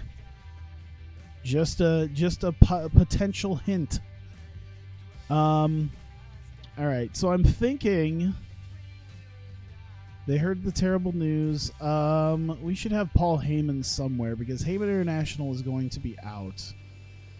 And Idol Fight are there, but all right. Let's do Paul Heyman, Mayu, and Miyu. Heyman International out. Oops. Heyman gives oh my god. Condolences for Kylie, then intros Mayu and Miyu. There we go. 5 minutes. Should that be rated on anything other than... Ooh, God. It should be rated on her overness. Like, hey, motherfuckers, it's Mayu fucking Iwatani. One of the top women, one of the top most popular wrestlers in America right now. Holy shit. Not so much Miyu. She's getting there, though. She's kind of stagnated a little bit, but, you know, they got a solid push the first few weeks. That helped kind of kickstart them.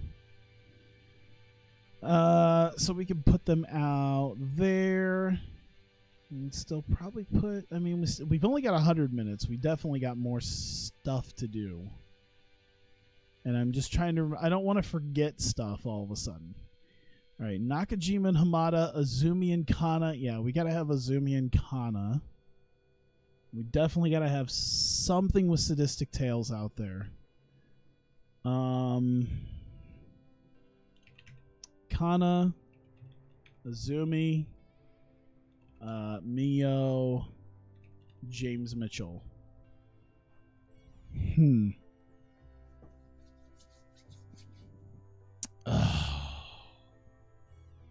I'm going to take a drink of water and think about what it is I want them to do.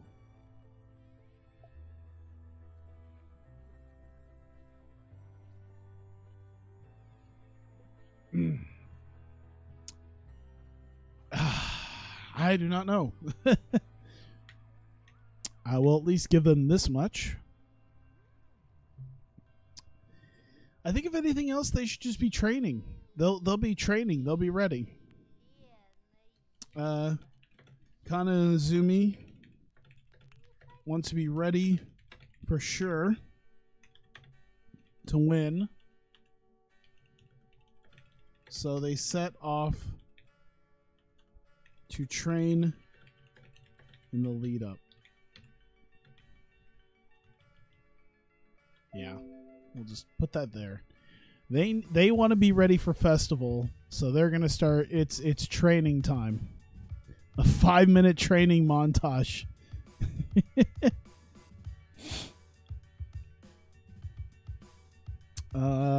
Let's see. Maybe put that. We'll stuff that right there.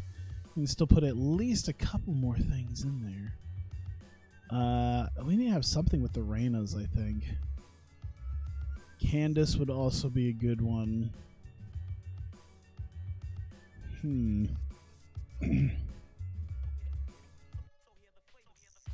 know what I'm gonna do for this?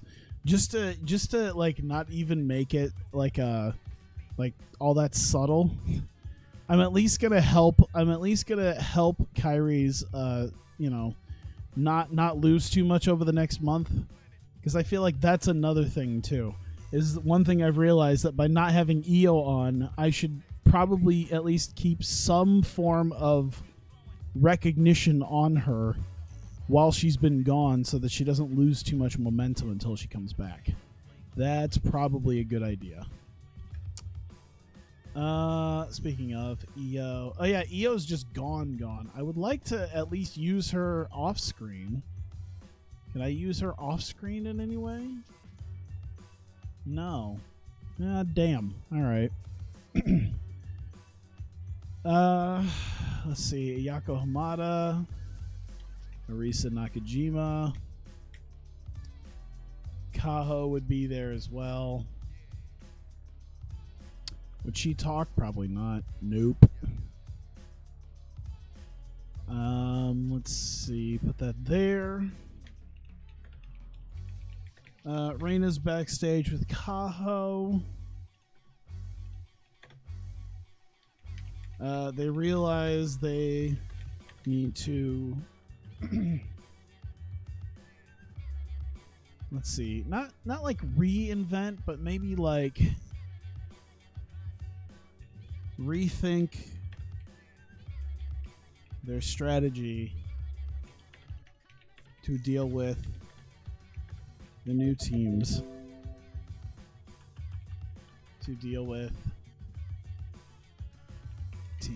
We'll just put teams. So 4 minutes on that. Get a little bit of that. So at least they're backstage going, hey, things are a bit goofy compared to how they used to be. Let's try to work something out here. We need to do a little bit of something. All right. Did I not put Hamada in there? Oh my God. Wait, hang on. What did I do with this? Wait, Hamada? Oh God, yeah, on screen. There you go. There we go. So yeah, we're left with what? Candace. Kyrie is off screen. That's gonna stay that way. So Candace. What in the hell is Candace gonna do? Here, let me see what I did last week. See if there's some stuff I can work with here. Let's see. Dash could probably do a little bit of something. Candace. Here we go. All right, let's do Mick Foley, Candace. Candace in Foley's office wants to know what she's doing tonight. Foley has given her the night off. Whoops. The night off. There we go. Which is really not the greatest of things for her, honestly. Because she's been wanting to do stuff and she's not getting that right now. So we'll push that maybe somewhere up here. And I think we'll also work with Dash being there with Candace as well. So Candace runs into Dash outside of Foley's office, who taunts her new failures. Let's see. Taunts her new failures. I guess just leave it at that. I can't really think of too much for her to do with that, so we'll just leave it at that. It's definitely not a success for her. I put Candy there instead of Candace. I didn't put the C in. There we go. So she kind of has that moment with Dash where it's like, hey, you dealt with some stuff. Get good. That's Dash just spends 4 minutes basically saying get good. I don't think there's much of anything going on. I kind of used all my women already. I don't know if there's any other additional things I want to do. I could just run with 115 minutes for right now. That might be all I want right now. I think that might be about it, honestly. Oh, you know what? I should probably do a Leva Corp thing. I'll just do one little bit here. Leva Bates in a pep talk with Athena and Courtney Rush. Leva wants to show Revolution.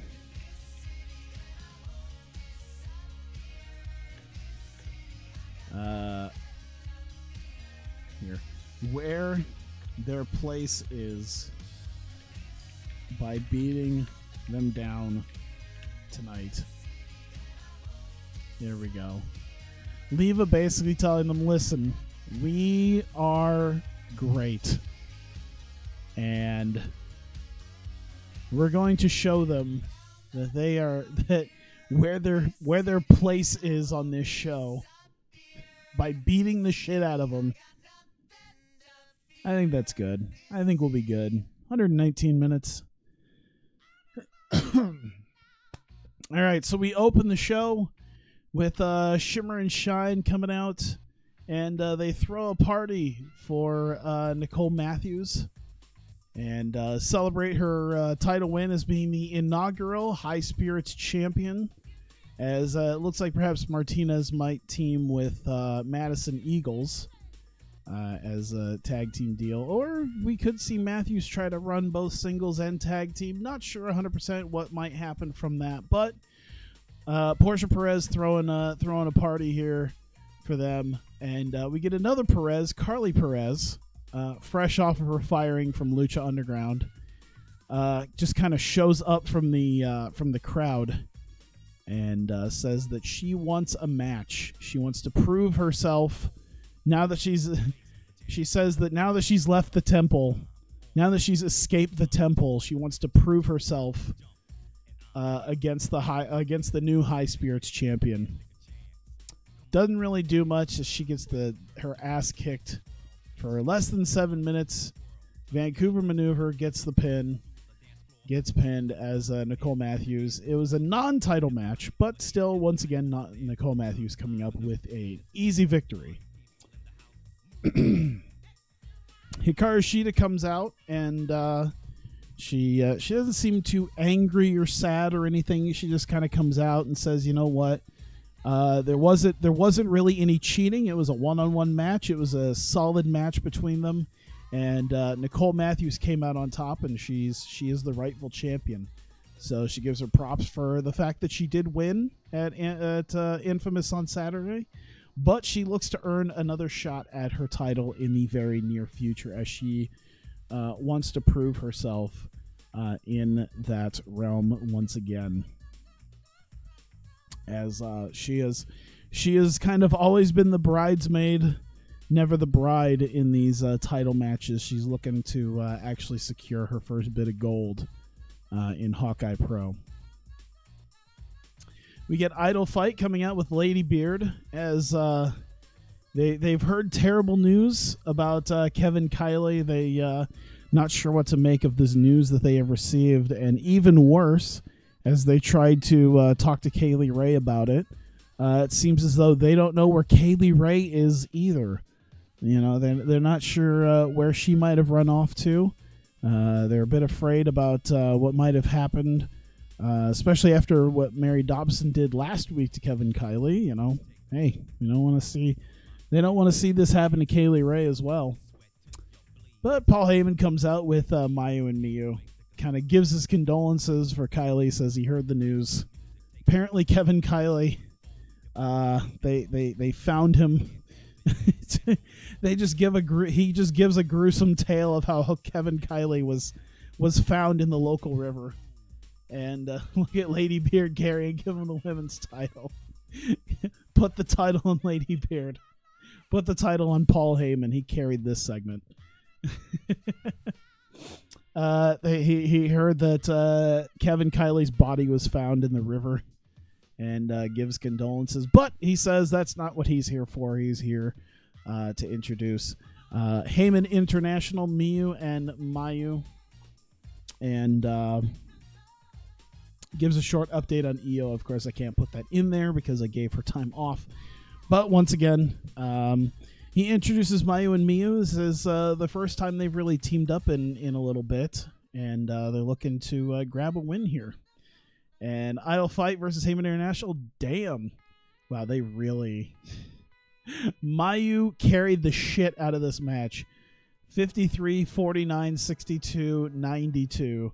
Mayu carried the shit out of that match. And Heyman International gets the win with a quick cradle. Just when it looked like perhaps Maki and Reika might be able to pull off a bit of an upset, the screen seems to turn a little bit to static, and it seems as though we see Mary Dobson on the screen, and that distracts Maki enough to get rolled up by Miyu and gives the win to Heyman International. Kylie was unfortunately found in pieces in the river. I fed them my Japanese female Brock Lesnar. I'm nursing Io Shirai with Kylie steaks. I like the idea that they just chopped up Kevin. No, they put him into chili. They did the Eric Cartman, and Paul Heyman put Kevin Kiley into chili and is feeding Kylie to Io Shirai to get her better. He was already dead, so why not? Just fry him up.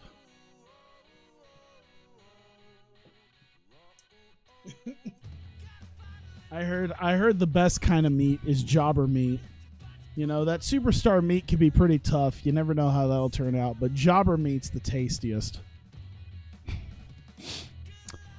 Then we get Mary Dobson on the screen. This time, instead of Kevin Kiley, she seemed to have Kaylee Ray in her grasp as well. Sort of in the same predicament that Kylie was in. And she seems to pull some sort of weapon, perhaps a knife or a machete or something.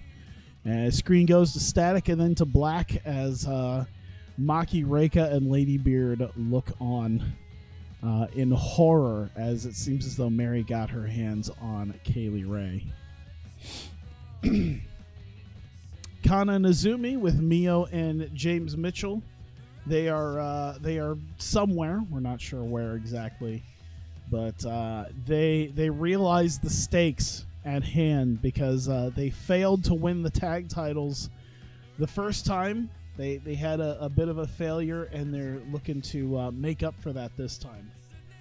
And they are going to be training to be ready to win this time, as Festival is only about 9 days away. So they're going to really work their asses off to be completely ready for Leva Corp for their women's tag title match. Mio and James Mitchell are going to help them out, and we'll see. We'll see if they are ready come Festival for their women's tag title match. Mick Foley is in his office. Candice Michelle just hops in all happy and wants to know what she's doing tonight. Foley has kind of maybe a sort of a somber look on his face and says he doesn't really have anything for her, and is giving her the night off. Candice is not too happy about that, as it seems as though there's no real plan for her right now, since she's not been too overly successful. So she's not really in the cards for anything right now. So Candice not too happy about that, seems to leave. As she leaves and is out in the hallway, she runs into Dash with her women's title. I will now feed my Japanese female breakfast in the remains of Kaylee Ray. With a Scotch egg. Will it be in, because it's Kaylee Ray, will it be in shepherd's pie form?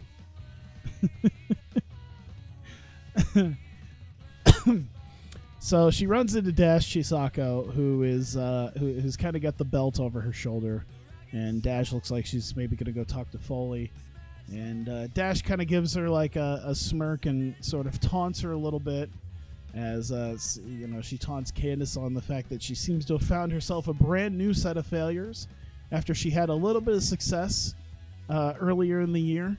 Of course, Dash also quick to remind Candice that she did get a title match that Dash felt that she deserved way back in January when she won that four-way sudden death. So Dash doesn't exactly feel a whole lot of remorse for Candice, as Dash feels that she could have been champion without having to go through the song and dance of a opportunity trophy match and cash in and everything. But everything kind of happened as it did, and she's perfectly happy with that. Meanwhile, Candice doesn't seem to have anything going on. And that leads to Pomp and Circumstance coming out. Princess Kimberly, not too surprised that she got a win over someone as dirty as Kangaroo Jess, as she felt like it was an easy match and an easy win for her to take care of Kangaroo Jess. And now this time she's got Kangaroo Cassidy, who wants to prove herself as well, and she looks to get another easy victory against another unwashed Aussie who plays superhero. 3 dishes of Jewish cuisine. She has 3 names. Jesus. Because of her hair, will they each have ginger in them?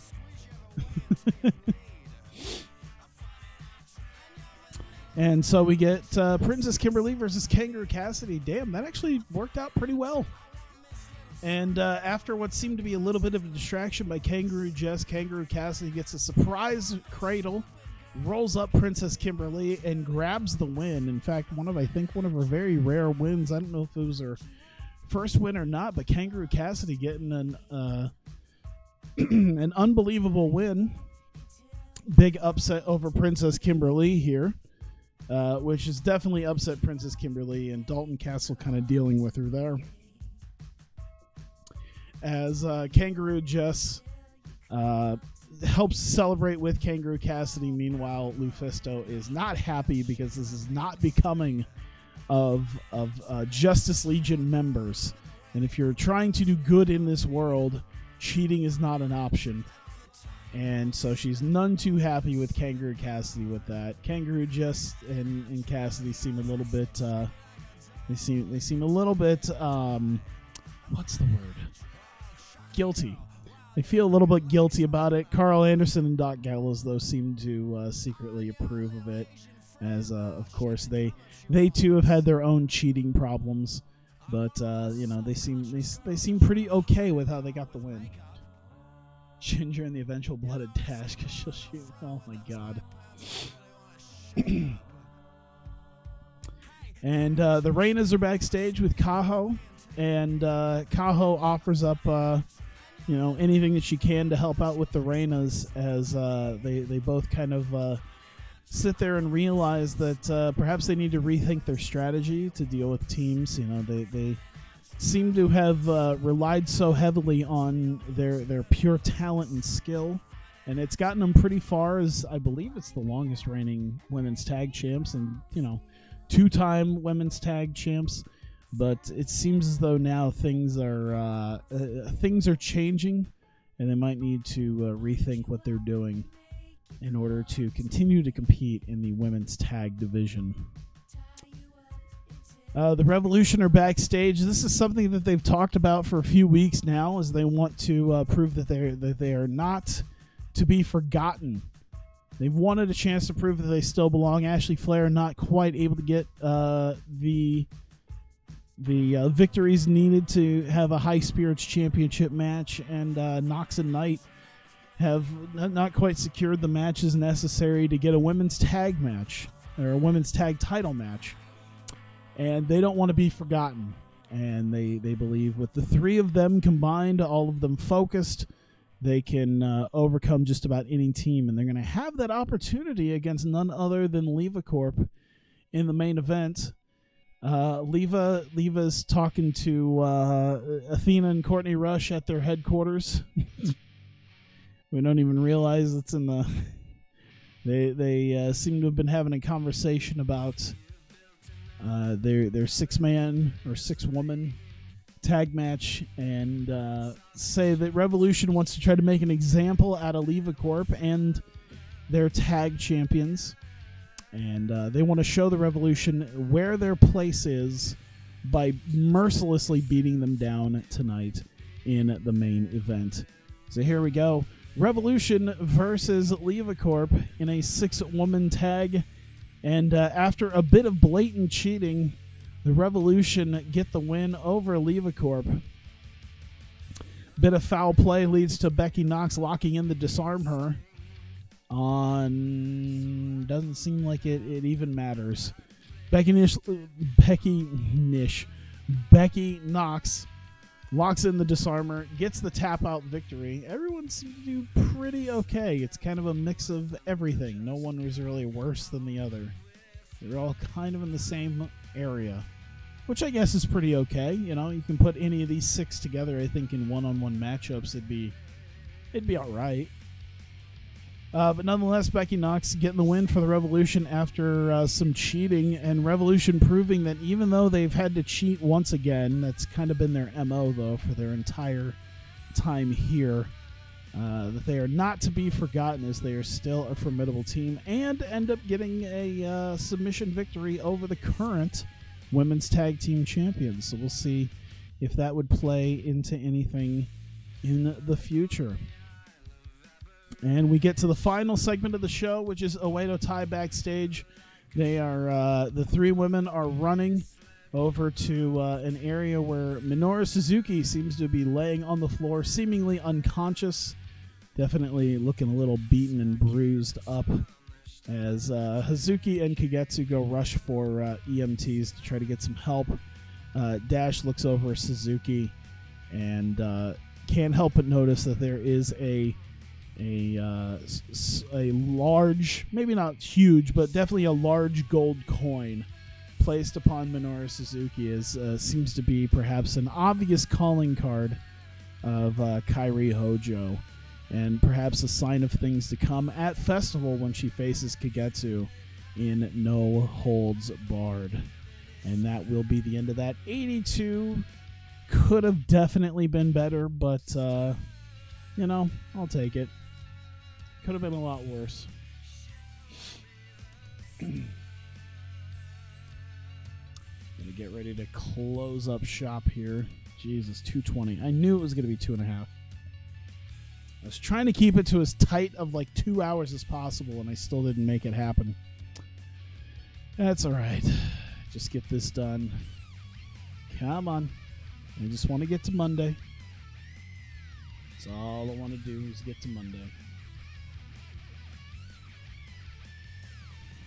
And pause my own stream. Uh-oh.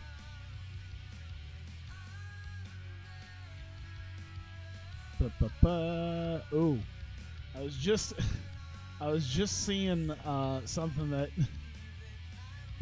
something that was popped up on my deal there.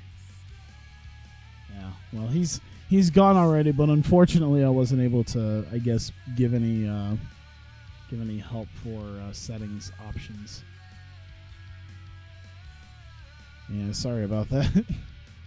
He's not here, but he's not here anymore. But yeah. Oh shit! Rusev went back to WWE. Hanma is DDT. DDT, I didn't even think could do a written deal anyway. So yeah, signing Hanma's not the biggest of deals. 13.59. I guess I should look and see where we were at. Last breakout, 9.7 million. We hit the big 10 million with Infamous and Adrenaline, and what an Adrenaline! Yeah, we finally hit the big 10 million, and seem to be going up from there. Goddamn. Athena wants more money. Damn, she really worth that much now? All right. I guess 75%. She's still pleased at that decision. That's good. Just keep people happy. That's all I'm looking for right now. I think that's about it. Just keep going on. Here we go.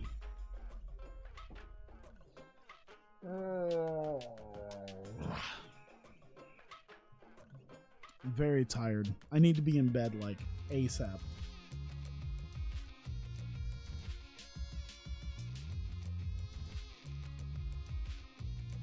Because we're like 20 minutes away till midnight. Yeah, that'll be...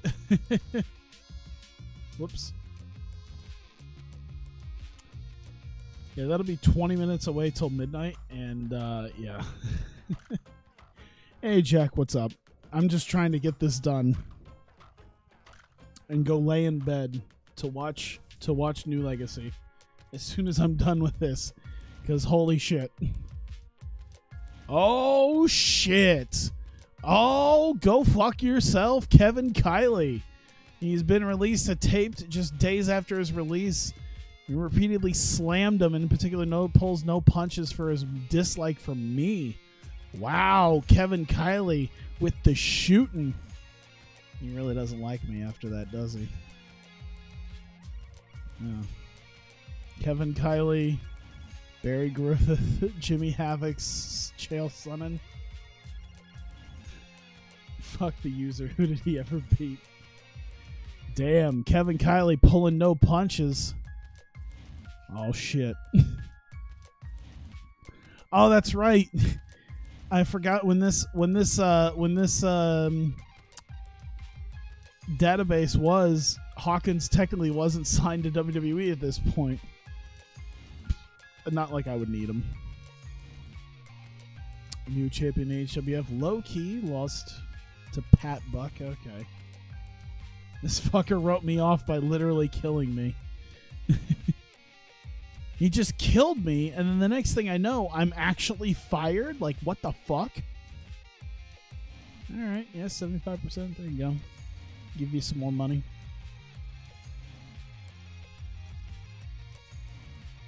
Hey, it's not like I didn't pay him. I still paid out the rest of his contract. He'll be fine.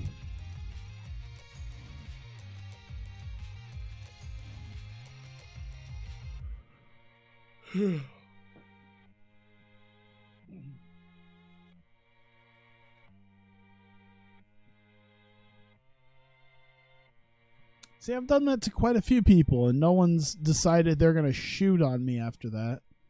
The great Sasuke out of shape. Isn't he 60? 50? Is he really only 50? I figured he was even older than that. Kishi out of shape? Really? Rikishi's out of shape, huh? I didn't even realize he was still technically wrestling. Oh, God. He ruined my career more than John Cena. I like the question mark. Kishi out of shape? Gee, I wonder. Without the Wee Man? Oh, that's a different Wee Man.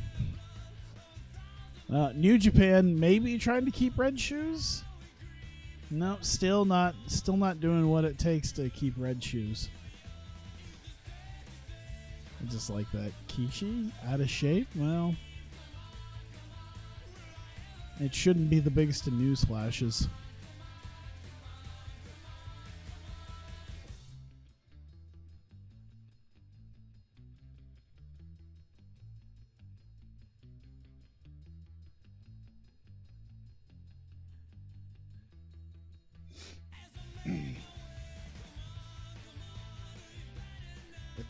That deserves like a Nicolas Cage, like, you don't say. Flabby big heavyweight with 22 stamina. Is he really out of shape? Charlie Haas retiring. I think in reality he's already long retired at this point anyway. Kind of sucks that he doesn't have any. Well, he's retired. Oh, okay, so he's done. He's done now. He doesn't really have anything worthwhile. He'd still be like a semi-serviceable wrestler, maybe. But, yeah, it's alright. Alright, there we go. It's Monday. I'm going to save this. It has been real. It's been great. Made some decent money still, even after throwing a shitload of it at Sammy to just stay with us and try to be happy. He still seems... I think he's still somewhat indifferent after everything, but yeah, seems like he's okay. Maybe. We'll see. Either way, there we go. I am done. I'm going to bed. So I appreciate you guys being here. It's been great. I hope you guys enjoy your night and enjoy your weekend. I'm not 100% sure if I'll be around tomorrow because I'll probably be doing stuff. Maybe Sunday, I don't know, maybe Monday, maybe, I don't know, we'll see. Definitely probably try to do something in the next couple of days again. So yeah, thank you. If you're watching this on YouTube, thank you very much for continuing to watch. I greatly appreciate it. I can feel my eyes starting to get very, very heavy. Oh, I definitely need my sleep. I'm gonna get like 6 hours tops. So yeah, thank you, and I will see you next time.